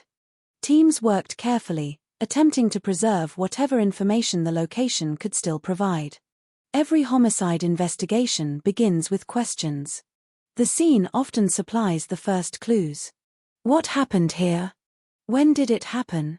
Was this the original crime scene or merely a location where remains were left? Did the offender know the area? Was the location chosen deliberately or randomly? Investigators sought answers to all of them. Some conclusions emerged relatively quickly. Others would remain debated for years. As forensic personnel examined the evidence, one reality became increasingly clear. This was no longer a missing child investigation. It was a murder case. The emotional impact on the community was immediate and profound. The discovery shattered the final remnants of hope. For months, residents had prayed for a miracle. Now they faced a devastating truth. A child had been murdered. Not in some distant city. Not in a place associated with violent crime. But within the broader region they called home. Fear spread rapidly. Parents looked at their children differently. Simple routines suddenly felt dangerous. Ordinary freedoms became sources of anxiety. The assumptions that once defined daily life began collapsing. Communities often view themselves through stories. We tell ourselves certain places are safe. Certain things do not happen here. Certain dangers belong elsewhere. The discovery forced people to confront a painful reality. Violence was not confined to distant locations. It could arrive anywhere. Even here. Especially here. For Christine's family, however, broader social consequences mattered far less than personal grief. No public discussion. No investigation. No media coverage. Nothing could alter the fact that their daughter was gone. The discovery created answers they never wanted. The finality of loss replaced uncertainty. And while certainty can sometimes provide relief, this certainty carried only heartbreak. Investigators now faced immense pressure to solve the crime. Public attention intensified. Media coverage expanded. Questions multiplied. Who had done this? Why? Was the killer a stranger? Someone from the community? Someone who knew the family? The lack of answers created anxiety. People wanted reassurance. They wanted to know the threat had been removed. They wanted confidence that such a crime would never happen again. But investigators could not offer that reassurance yet. Because they still did not know who was responsible. The forensic examination became crucial. Evidence recovered from the remains and surrounding area would play a major role in shaping the investigation. At the time, forensic science occupied a different place than it does today. DNA testing was not yet the powerful investigative tool it would later become. Investigators relied heavily on other forms of evidence. Hair comparisons. Fiber analysis. Witness accounts. Behavioral observations. Physical evidence collected from scenes and suspects. Many of these methods were considered highly persuasive during the 1980s. Few people questioned them. Few people imagined that some techniques might later prove less reliable than investigators believed. That confidence would eventually become one of the defining themes of this case. But in early 1985, law enforcement agencies were focused on one objective: find the killer. Every new piece of evidence seemed important. Every witness interview seemed potentially significant. Every lead appeared worth pursuing. The pressure to make progress was enormous. The murder of a child generates powerful emotional reactions. Communities demand action. Media outlets demand updates. Families demand answers. Investigators often find themselves balancing careful analysis against the urgent expectation of results. It is a difficult position. One that sometimes creates risks. Risks that become visible only in hindsight. As police expanded their investigation, theories began forming. Certain possibilities appeared stronger than others. Certain individuals attracted attention. The process was gradual. No dramatic revelation occurred overnight. Instead, suspicion began moving in a particular direction. A direction that would eventually define the next decade of legal battles. At first, however, the focus remained broad. Investigators collected information from countless sources. People were interviewed. Statements were reviewed. Timelines were constructed. Potential suspects were evaluated. The challenge seemed straightforward in theory. Follow the evidence. Identify the offender. Build a case. Reality would prove far more complicated. Because investigations are conducted by human beings. And human beings carry assumptions, expectations, biases, blind spots. Most of the time, those factors remain manageable. Sometimes they become dangerous. The discovery of Christine's remains marked a turning point. The search was over. The hunt had begun. What nobody realized at the time was that the investigation would soon enter territory where certainty and truth would begin drifting apart. The clues recovered after the discovery would influence critical decisions. Some evidence appeared convincing. Some testimony seemed persuasive. Some conclusions felt logical. Yet years later, many of those same conclusions would face intense scrutiny. The discovery scene, therefore, occupies a unique place in this story. It represents both an ending and a beginning. The end of hope that Christine might still be alive. The beginning of a homicide investigation. The beginning of a national controversy. The beginning of a chain of events that would eventually expose profound weaknesses within the justice system itself. Standing in that cold Ontario landscape in early 1985, none of the investigators could see the future. They could not see the trials, the appeals, the wrongful conviction, the DNA evidence, the public inquiry. The decades of debate. All of that remained hidden beyond the horizon. What they saw was a crime scene, a murdered child, and a mystery demanding answers. The challenge now was finding the truth. The tragedy that followed would arise not from a lack of effort, but from a growing belief that the truth had already been found long before it actually had. Part 6: The Investigation. The discovery of Christine Jessop's remains transformed grief into urgency.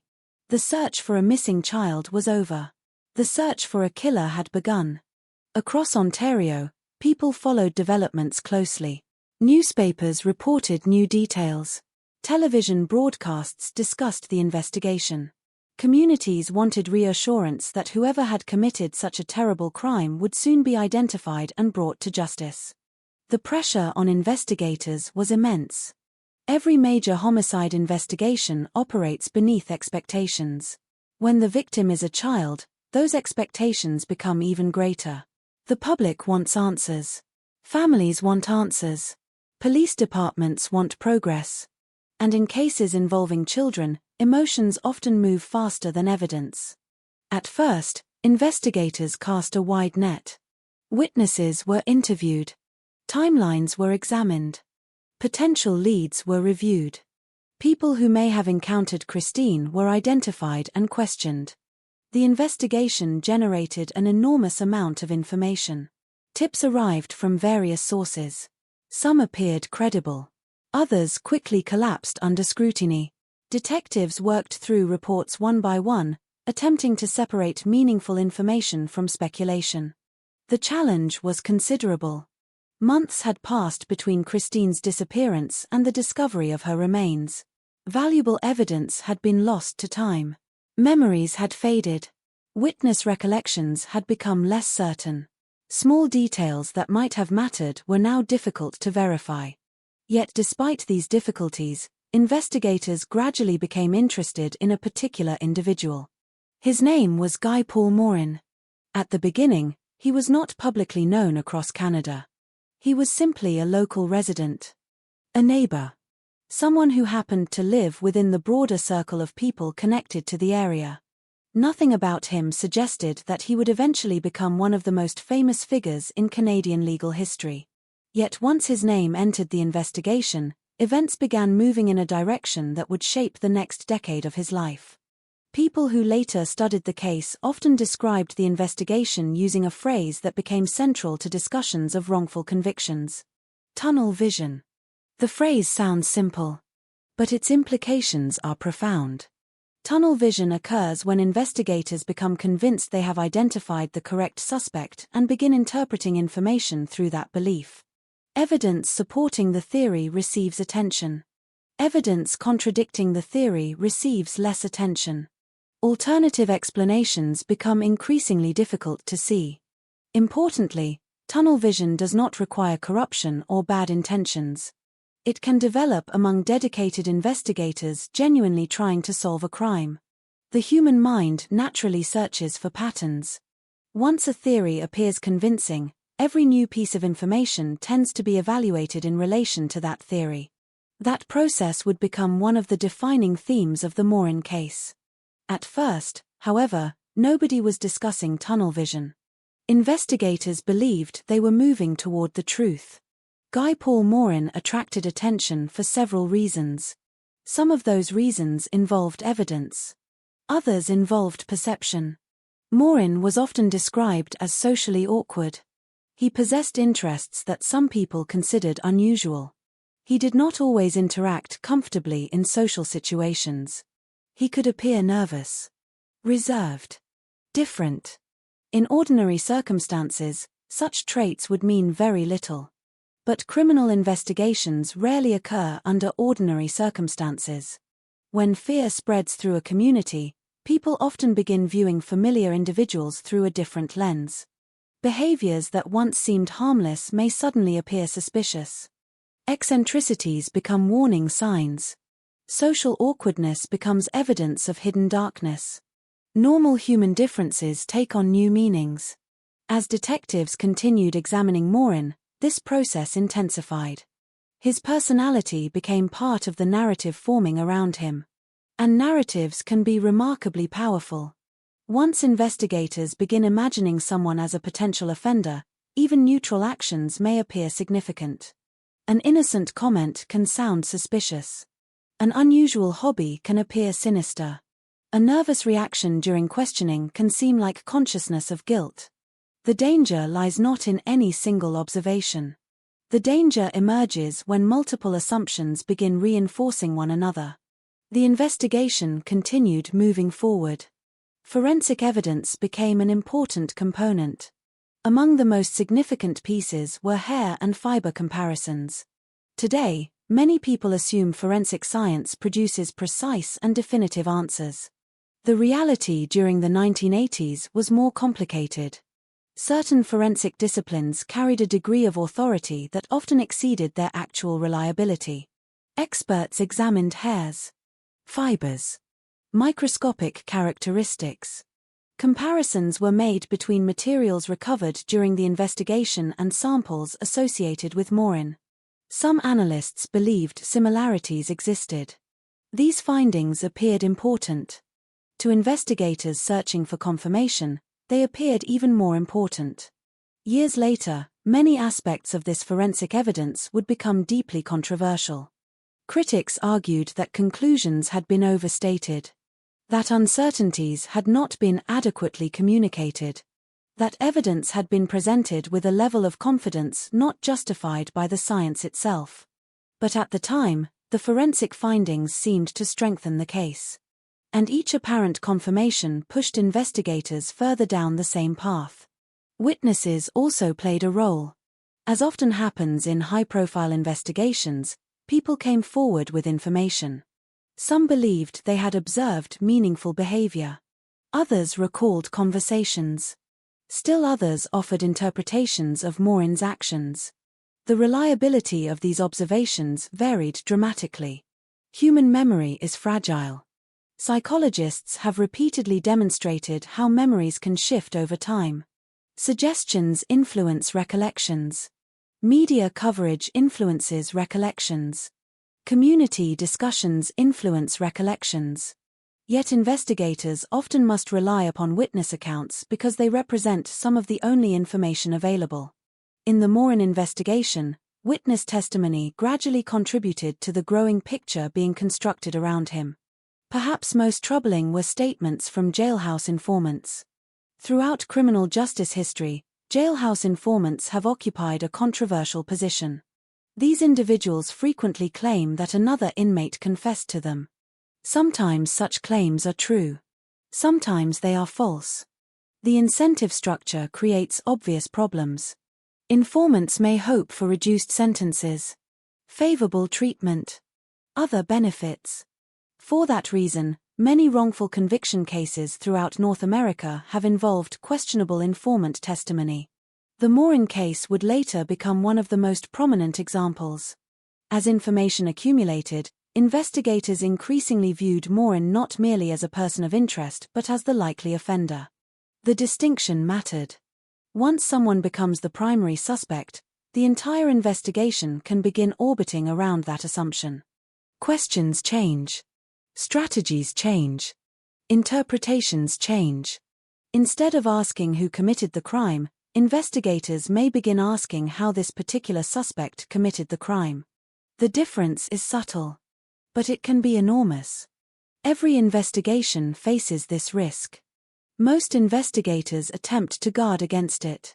Yet under intense pressure, certainty can become seductive. Especially when communities demand answers. Especially when the victim is a child. Especially when everyone desperately wants resolution. Eventually, authorities moved forward with charges. For many residents, the announcement brought relief. A suspect had been identified. An arrest had been made. Justice appeared to be moving forward. The emotional impact was immediate.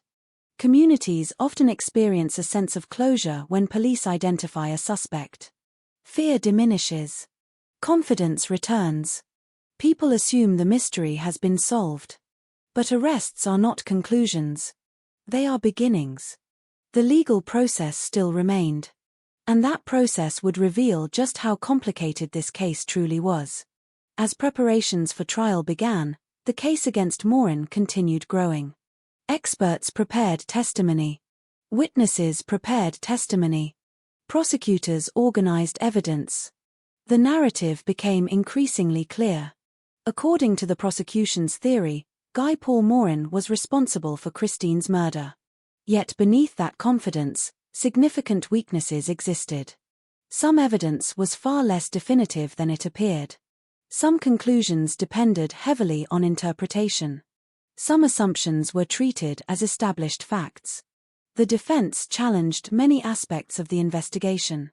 Questions emerged regarding forensic evidence. Questions emerged regarding witness reliability.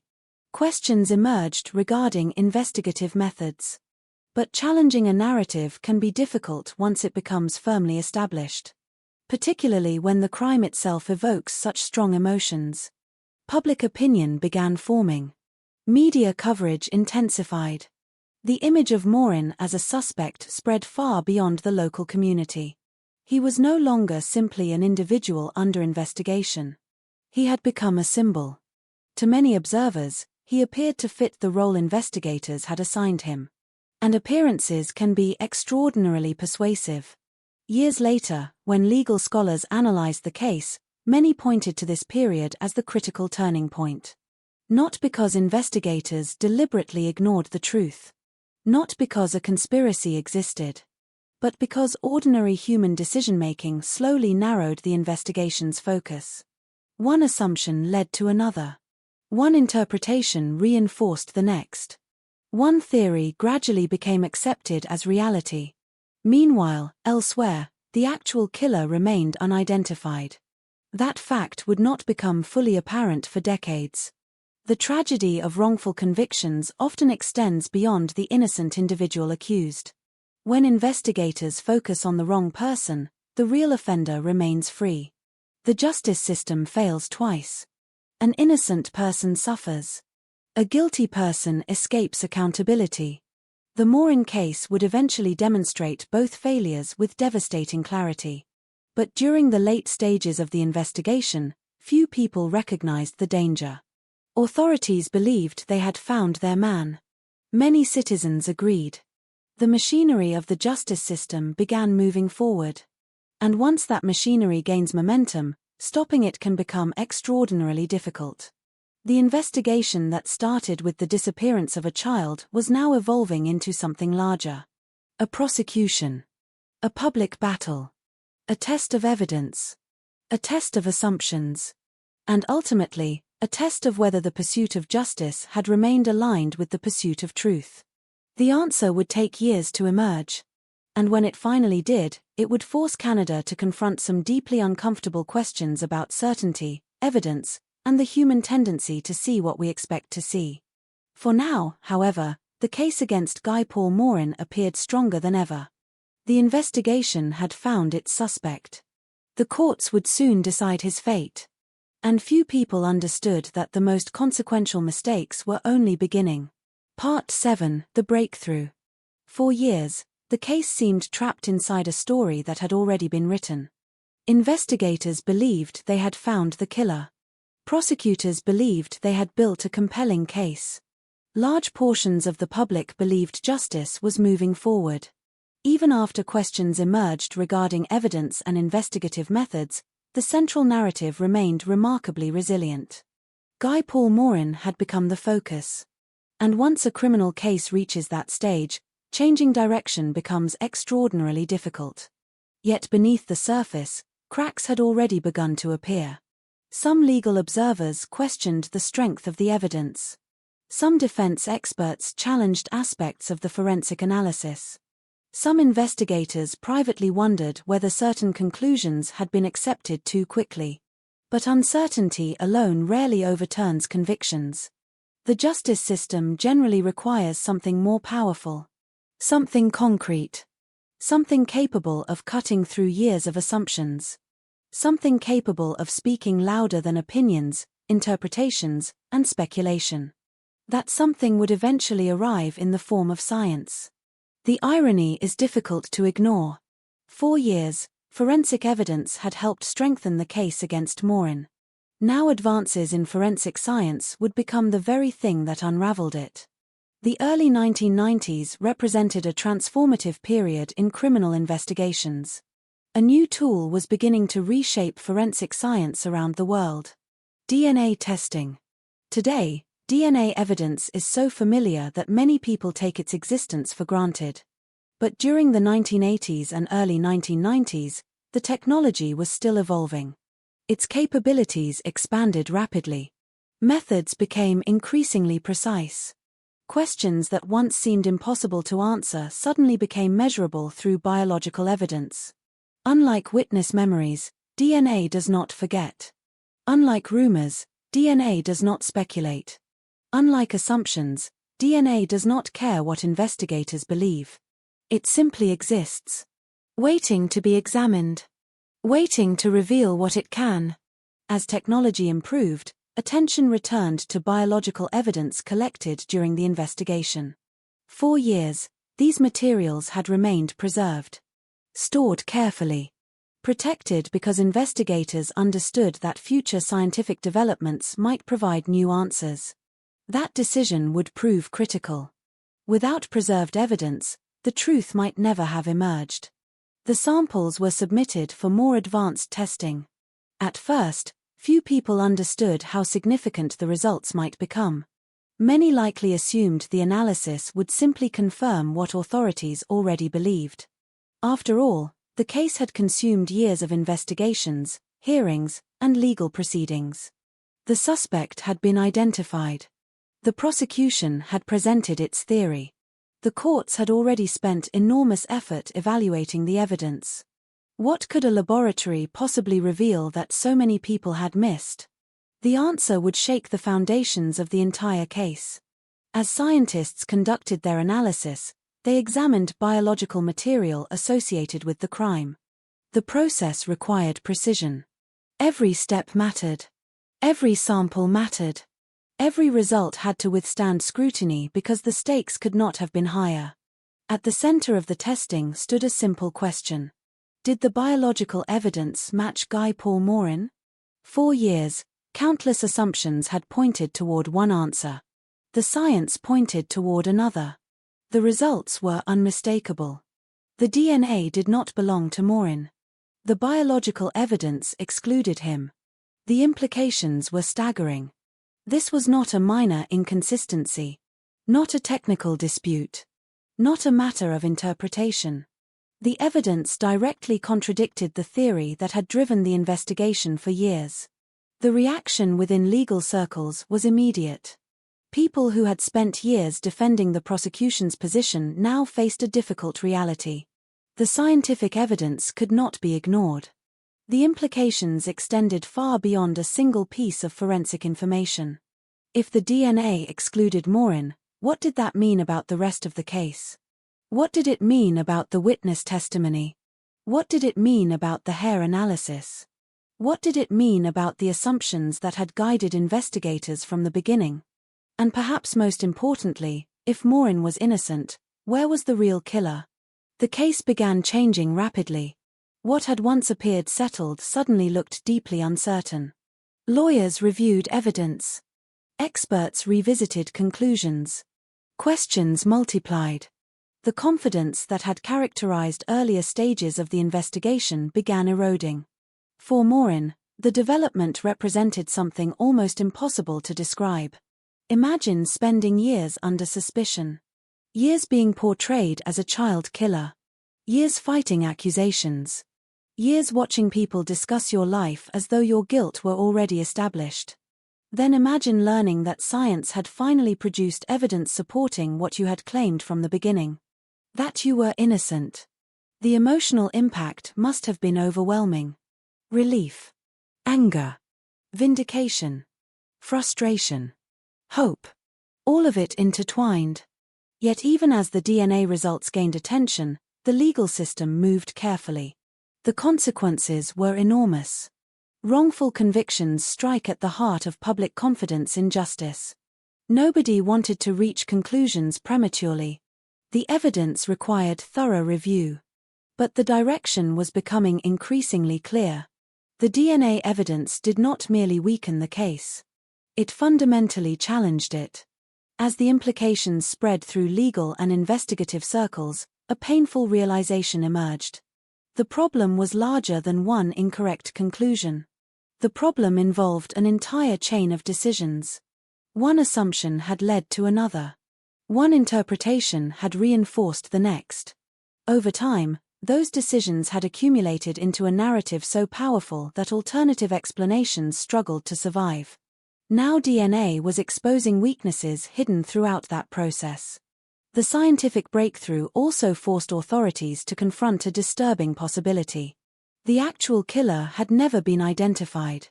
While investigators focused on Morin, the person responsible for Christine's murder had remained free. The realization transformed the case. This was no longer simply a debate about evidence. It was a story about two failures occurring simultaneously. An innocent man had suffered. A guilty man had escaped justice. Years had been lost. And because years had been lost, the challenge of identifying the true offender had become significantly more difficult. Time is rarely a friend in criminal investigations. Witnesses die. Memories fade. Evidence deteriorates. Opportunities disappear. The passage of time complicates everything. The DNA results therefore generated both relief and frustration. Relief because they revealed the truth about Morin. Frustration because they highlighted how much time had already passed. The legal consequences soon followed. Authorities could no longer maintain confidence in the conviction. The scientific evidence was too powerful. Too direct. Too compelling. The case against Morin began collapsing. Not through dramatic courtroom confrontations, not through shocking confessions, but through careful scientific analysis. The same system that had once seemed determined to prove his guilt was now being forced to acknowledge its mistake. For the broader public, the revelation was difficult to process. Many people had followed the case for years.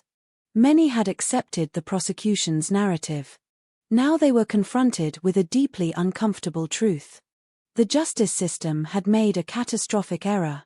Such revelations challenge fundamental assumptions. People want to believe that investigations reliably identify the correct suspect. People want to believe that convictions result from overwhelming evidence. People want to believe that mistakes of this magnitude are impossible. The Morin case demonstrated otherwise. It showed that good intentions do not guarantee good outcomes. It showed that confidence does not equal accuracy. And it showed that once tunnel vision takes hold, even experienced professionals can miss critical warning signs. The DNA breakthrough became more than a scientific achievement. It became a mirror. A reflection of everything that had gone wrong. Each new review uncovered additional concerns. Investigative decisions. Forensic interpretations. Witness reliability. Information management.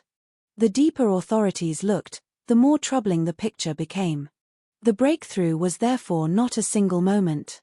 It was a process. A gradual dismantling of assumptions that had accumulated over years. Piece by piece. Evidence by evidence. Conclusion by conclusion. Until the original narrative could no longer stand. Yet amid all these developments, one painful reality remained unchanged. Christine Jessup was still gone.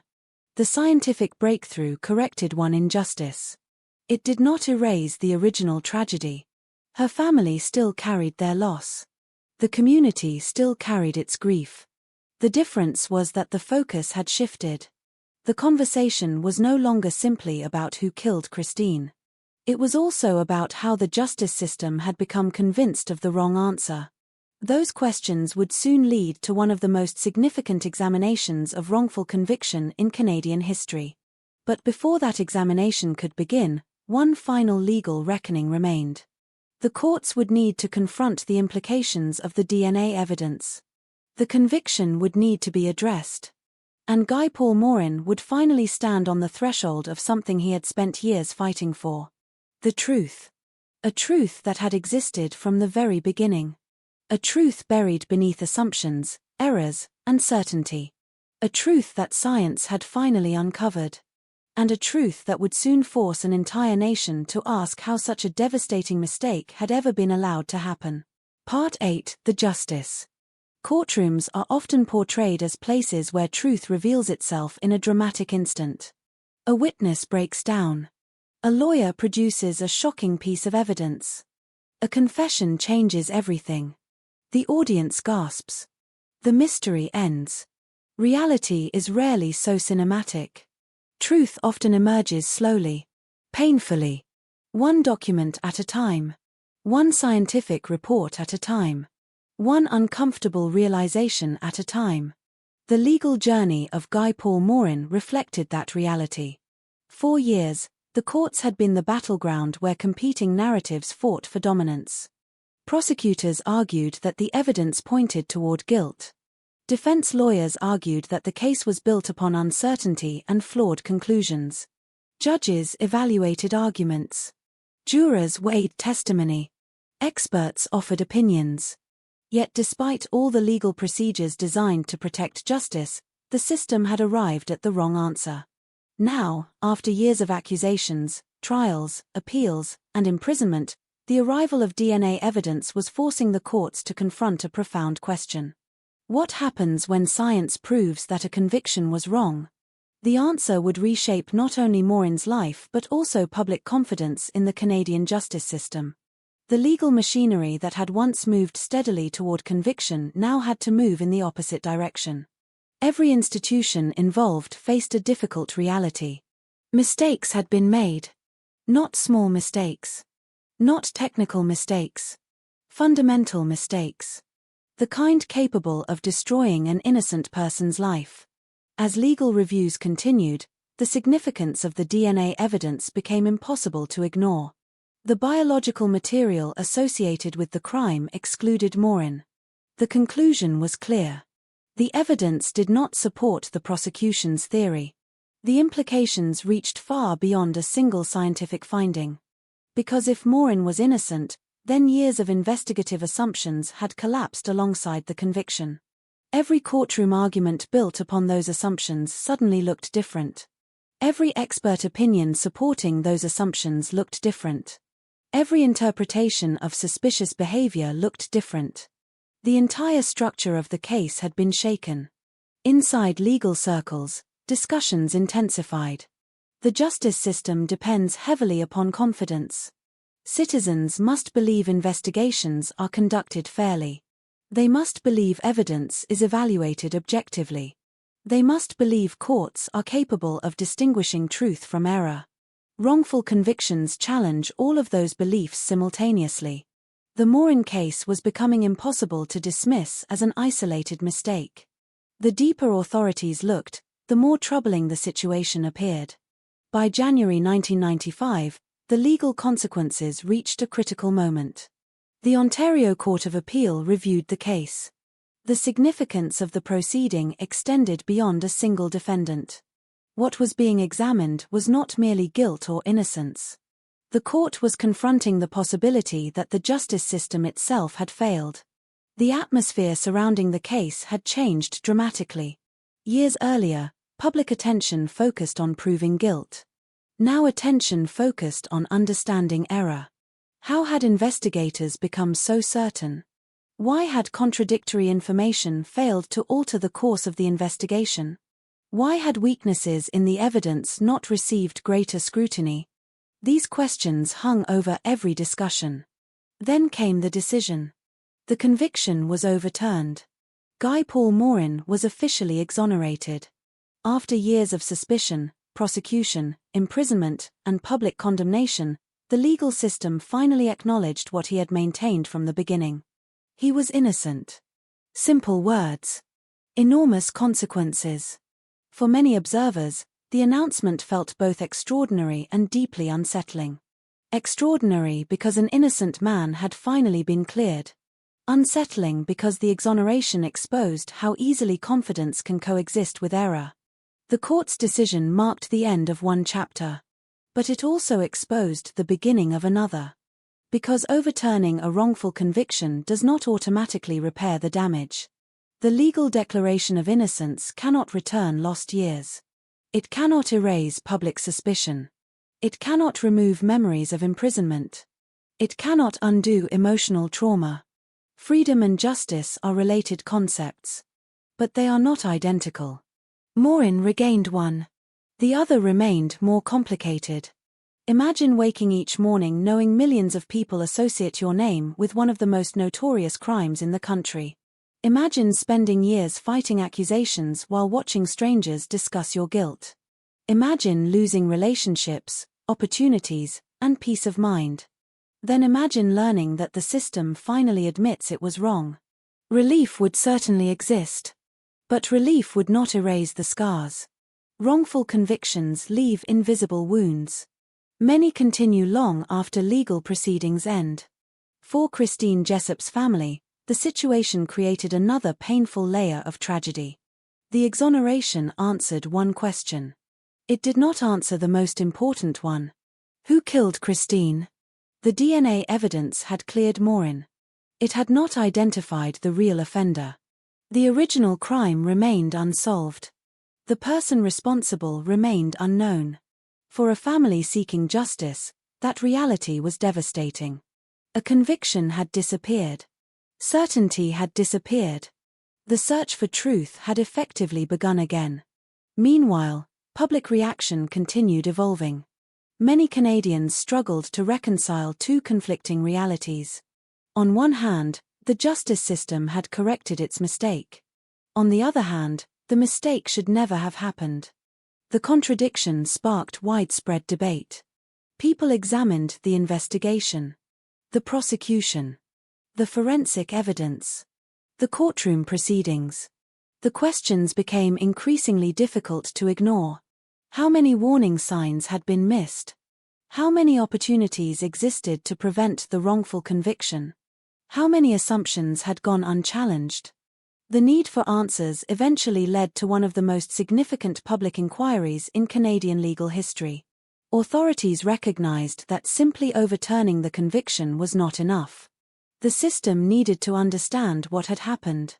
More importantly, it needed to understand how to prevent similar tragedies in the future. The result was an extensive examination of the case and the institutions involved. Investigators, prosecutors, forensic experts, and legal officials faced scrutiny. Documents were reviewed. Decisions were analyzed. Procedures were evaluated. The objective was not merely assigning blame. The objective was understanding failure. The findings proved sobering. Again and again, reviewers encountered evidence of tunnel vision. The investigation had gradually narrowed around a single suspect. Alternative possibilities received insufficient attention. Contradictory information lost influence. The focus on proving guilt became stronger than the commitment to testing assumptions. The inquiry also examined forensic practices. Some expert testimony had been presented with more confidence than the underlying science justified. Certain conclusions appeared stronger in court than they actually were. The distinction mattered enormously. Jurors often place tremendous trust in scientific evidence. When that evidence is overstated, the consequences can be severe. Witness testimony also came under scrutiny.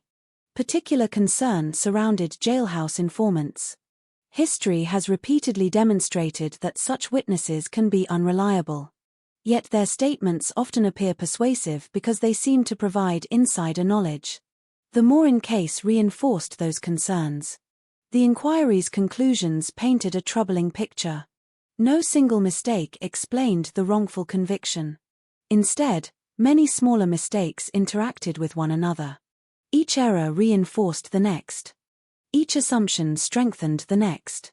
Together they formed a chain powerful enough to convince investigators, experts, prosecutors, and jurors that an innocent man was guilty.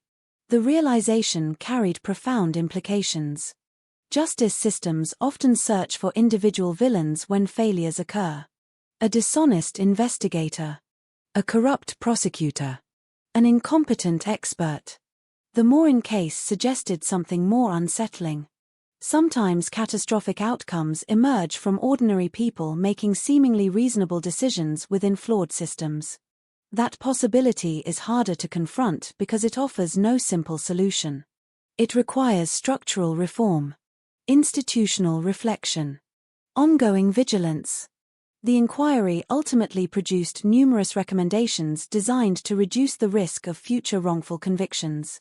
The goal was clear: learn from the failure, improve investigative practices, strengthen disclosure requirements, approach forensic evidence more carefully, treat jailhouse informant testimony with greater skepticism, encourage investigators to challenge their own assumptions.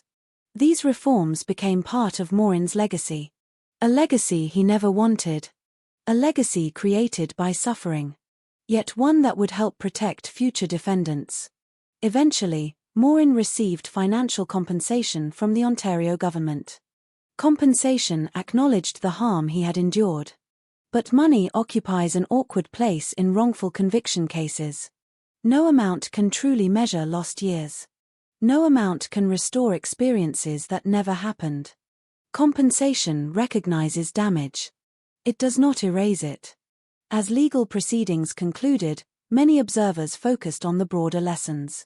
The case had become a symbol, not merely of wrongful conviction, but of the dangers created when certainty outruns evidence. The courtroom battles were over. The conviction was gone. The innocence was established. Yet the story remained unfinished. Because one crucial question still lingered in the shadows. If Guy Paul Morin was innocent, then who had killed Christine Jessup? The answer remained hidden. The courts had corrected one injustice. They had not solved the original crime. That mystery would continue for decades. And when the truth finally emerged, it would reveal just how far the investigation had drifted from reality all those years before. For now, however, the legal chapter was ending. A man once branded a murderer walked free. A justice system confronted its own mistakes. And an entire nation was left wrestling with a sobering truth. Finding a suspect is not the same as finding the truth. And when those two paths diverge, the consequences can last for generations. Part 9: The Aftermath. When a wrongful conviction is overturned, most stories seem to end in court. The judge speaks. The conviction is quashed. The accused walks free. The legal system acknowledges its mistake. And the public, having followed years of headlines and courtroom drama, often moves on to the next case. But for those who lived inside the Morin case, nothing truly ended in that courtroom. Because the most important questions had never been answered. The legal system had corrected one injustice. But the original crime remained unresolved. Christine Jessop's murder was still an open wound in Canadian history. And that absence of resolution lingered far longer than any trial or appeal. For Guy Paul Morin, freedom did not feel like an ending. It felt like a return to a world that had fundamentally changed. Years had passed while his life was frozen inside the justice system. Relationships had been strained or broken. Opportunities had disappeared. His name had become permanently tied to a crime he did not commit. Even after exoneration, that association did not vanish. In the public imagination, some labels are difficult to erase completely.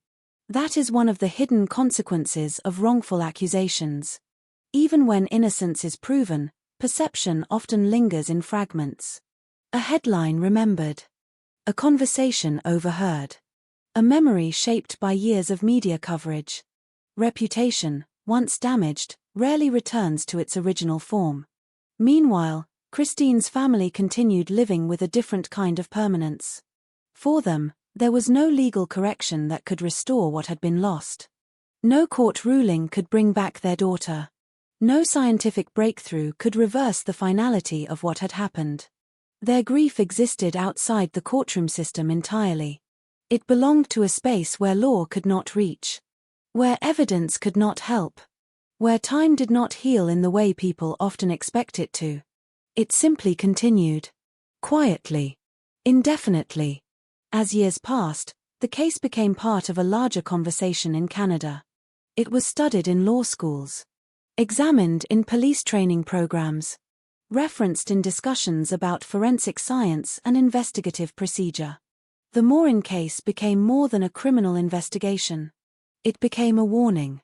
A reference point. A reminder of how fragile certainty can be when it is built on incomplete or misinterpreted information. Experts frequently pointed to the same underlying themes. Tunnel vision. Overconfidence in forensic interpretation. The influence of unreliable witnesses. The danger of allowing a single theory to dominate an investigation. These were not abstract academic concerns. They were practical failures with real human consequences. One man lost years of his life. One family lost a child and decades of answers. One justice system was forced to confront its vulnerabilities. For a long time, the identity of the real killer remained unknown. That uncertainty added another layer of distress for everyone connected to the case. Because even after Morin's exoneration, closure remained out of reach. A wrongful conviction can be corrected. But an unsolved murder continues to cast a shadow. It leaves behind questions that resist resolution. Who did it? Why? Could it have been prevented? Could earlier mistakes have changed the outcome? These questions lingered for decades. And during that time, the case continued to evolve in public memory. It was no longer only about one investigation. It became a symbol of systemic failure and reform.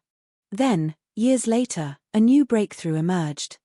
Advances in DNA technology and investigative genealogy opened possibilities that had not existed during the original investigation.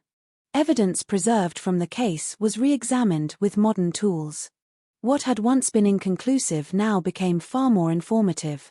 The science had advanced. And with it, the ability to revisit old cases with fresh eyes. This development brought a new and unexpected conclusion. The DNA evidence pointed toward a man named Calvin Hoover. Hoover had been part of the broader social environment connected to the case. He was not originally the focus of the investigation. He was not the individual authorities had concentrated on during the 1980s and 1990s. But modern analysis changed that understanding completely. The genetic evidence linked him to the crime. By the time this identification became possible, however, Calvin Hoover was already dead. He had died by suicide in 2015. This meant that the final chapter of accountability could never be completed through the justice system. There would be no trial. No conviction. No courtroom resolution. Only the confirmation that the true perpetrator had been identified years after both the victim and the accused had already lived through decades of uncertainty. For Christine's family, this revelation brought a complicated form of clarity. On one hand, it answered the question that had haunted the case for decades. On the other hand, it arrived far too late to provide meaningful justice in the traditional sense. The person responsible could no longer be held legally accountable. Time had already closed that door. The identification of Calvin Hoover also reframed the entire investigation. It confirmed what the DNA exoneration of Morin had already suggested. That the original direction of the investigation had been fundamentally wrong. That certainty had been misplaced. That an innocent man had been caught inside a system that had stopped questioning its own assumptions. In retrospect, the case became even more significant. Not only as an example of wrongful conviction, but as a demonstration of how multiple failures can align within a single investigation. A vulnerable investigative process. A community under pressure. Forensic methods that were not yet fully understood. Witness testimony influenced by perception and memory. And a strong desire for resolution in the face of tragedy. Together, these factors created a perfect environment for error. The lessons drawn from the Morin case continue to influence criminal justice practices. Investigators are now trained to actively consider alternative hypotheses. Forensic evidence is subjected to stricter standards of interpretation. Courts apply greater caution when evaluating certain types of testimony. Disclosure requirements have been strengthened. Awareness of cognitive bias has increased significantly. These changes did not arise easily. They were shaped by cases like this one. Cases where the cost of error was measured in human lives and lost decades. Yet even with reforms, the underlying challenge remains. Justice systems are built and operated by human beings. And human judgment is inherently vulnerable to pressure, emotion, and assumption. That reality cannot be fully eliminated. It can only be managed carefully. The story of Guy Paul Morin therefore remains relevant not because it belongs to the past, but because it continues to reflect present-day risks. Every investigation carries the possibility of error. Every conclusion carries the possibility of revision. Every certainty carries the possibility of being wrong. For listeners, readers, and legal professionals alike, the case serves as a reminder that truth is not always immediately visible. Sometimes it takes years. Sometimes decades. Sometimes it requires scientific advances that did not exist at the time of the original decision. And sometimes, even after truth emerges, it cannot fully repair what has been lost. In the end, three names remain central to this story. Christine Jessup, whose life was taken too soon. Guy Paul Morin, who endured years of wrongful suspicion and imprisonment. And Calvin Hoover, whose actions remained hidden until science finally uncovered them. Each name represents a different form of consequence. Loss. Injustice. Accountability delayed beyond the reach of the law. Together, they form a story that is difficult to forget. Not because it offers comfort, but because it forces a difficult recognition. That justice systems, no matter how carefully designed, are not infallible. And when they fail, the effects can echo across decades. The case ends where it began. In a quiet Ontario community. With a child whose life was stolen. And a truth that took far too long to be revealed. But unlike the beginning, the ending carries knowledge. Knowledge of how easily certainty can mislead. How fragile investigations can become when guided by assumptions. And how important it is to continue questioning even when answers seem obvious. Because in this case, the truth was never where people first believed it to be. It was hidden in plain sight. Waiting for science, time, and persistence to finally bring it into the light. Part 10 Epilogue. There are cases that end with resolution, and cases that end with closure, and then there are cases like this one, where neither word feels entirely correct. The legal system eventually corrected its mistake in the Morin case, and science eventually revealed the identity of the likely perpetrator, but neither of those outcomes could restore what had been broken along the way. Justice, in its ideal form, is supposed to feel like a line that moves from wrongdoing to truth, from confusion to clarity, from harm to accountability. But real investigations rarely follow such a clean path. They twist. They stall. They accelerate under pressure. They narrow too quickly or expand too late. And sometimes, they arrive at answers that feel certain at the time but collapse under later scrutiny. The story of Guy Paul Morin sits inside that uncomfortable space between certainty and correction. For those who study wrongful convictions, this case is not simply a historical event. It is a warning that continues to echo through modern investigative practice. It demonstrates how easily a narrative can form inside an investigation, and how difficult it can become to dislodge once it takes hold. It shows how evidence, even when collected with care, can be interpreted through the lens of expectation. And it reveals how fragile human memory and perception can be when placed under pressure. In the years after the case, many reforms were introduced across Canada's justice system. Investigative procedures were adjusted to reduce the risk of tunnel vision. Forensic standards were re-evaluated to ensure that expert testimony remained within scientifically supported boundaries. Training programs began to emphasize the dangers of cognitive bias. And courts became more cautious in their reliance on certain categories of testimony that had previously been treated as stronger than they should have been. These changes did not come easily. They were the result of public inquiry, legal debate, and a willingness to confront uncomfortable truths. Because acknowledging failure in a justice system is never simple. It requires institutions to admit that processes designed to protect the innocent can still produce harm. It requires professionals to reconsider decisions made in good faith. And it requires society to accept that certainty is not always the same as accuracy. For Guy Paul Morin, life after exoneration was not defined by the courtroom victory alone. Freedom arrived, but it arrived carrying the weight of everything that had preceded it. Years lost cannot be returned. Time spent under suspicion cannot be undone. The experience of being publicly identified as a murderer leaves traces that do not simply disappear when a verdict is reversed. Even in moments of legal vindication, there remains a quieter, more complicated reality. Rebuilding a life after such an experience is not a single event. It is a long process, often invisible to those who were never part of the case. For Christine Jessup's family, the passage of time brought no equivalent restoration. Their loss remained absolute. Their daughter remained absent from every future moment. Birthdays, milestones, and ordinary days continued without her presence. In cases like this, justice can correct errors in judgment, but it cannot repair the fundamental absence created by violence. That absence becomes part of a family's ongoing reality. It does not fade. It simply changes shape over time. From shock to grief. From grief to memory. From memory to something quieter but no less permanent. The later identification of Calvin Hoover through DNA and investigative genealogy added another layer to the story, but not a resolving one in the emotional sense. It provided an answer, but not the kind of answer that restores equilibrium. Because even when responsibility is clarified, the passage of decades creates its own distance from the moment of truth. By the time science could name a likely perpetrator, both the victim and the wrongfully accused had already lived through the consequences of uncertainty. That timing matters.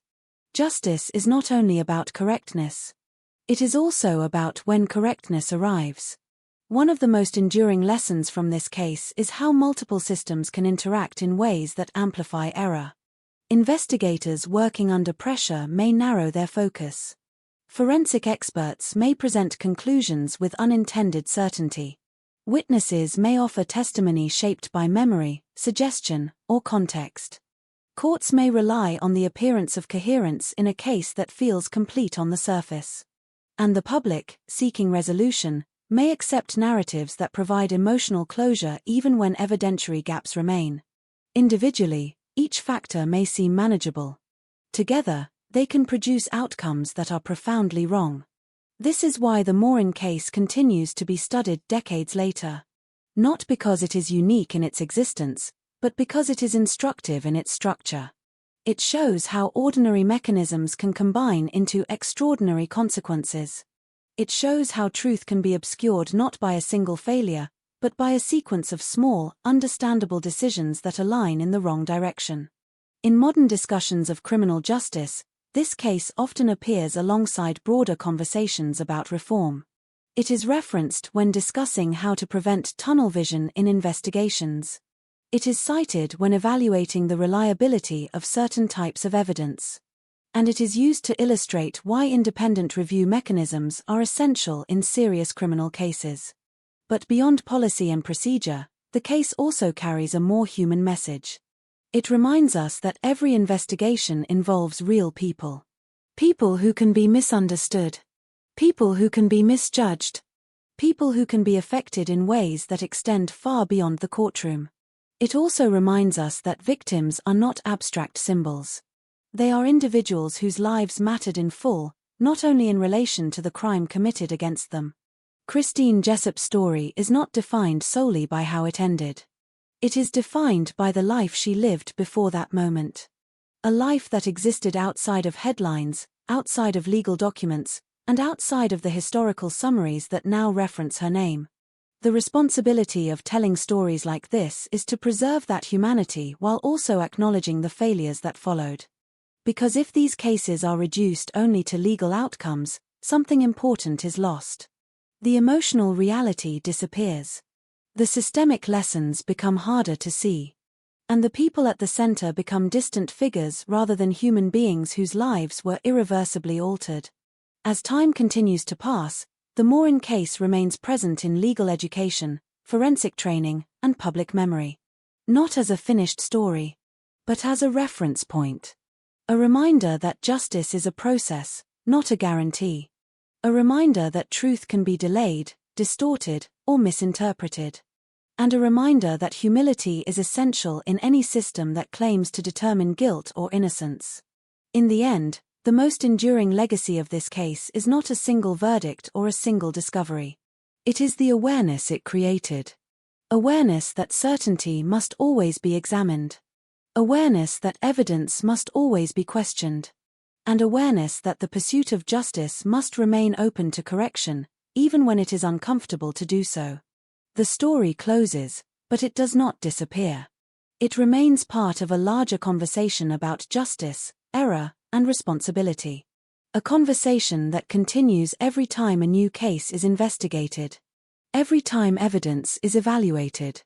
And every time the justice system is asked to decide between what appears to be true and what is actually true.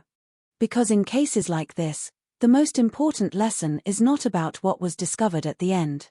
It is about what was missed along the way.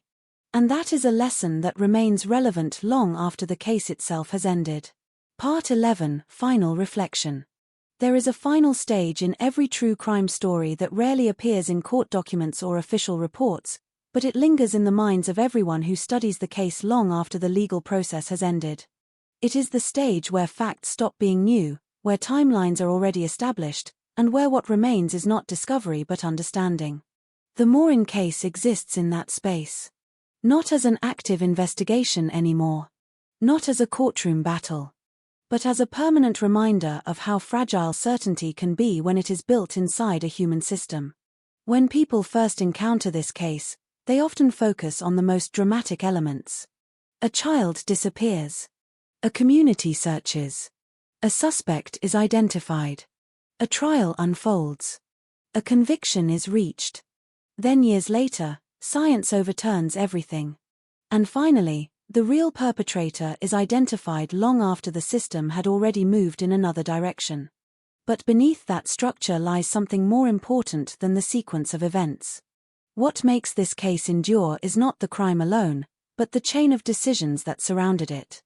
Every investigation begins with limited information. Investigators must act before they have all the answers. That necessity is what makes their work both essential and vulnerable.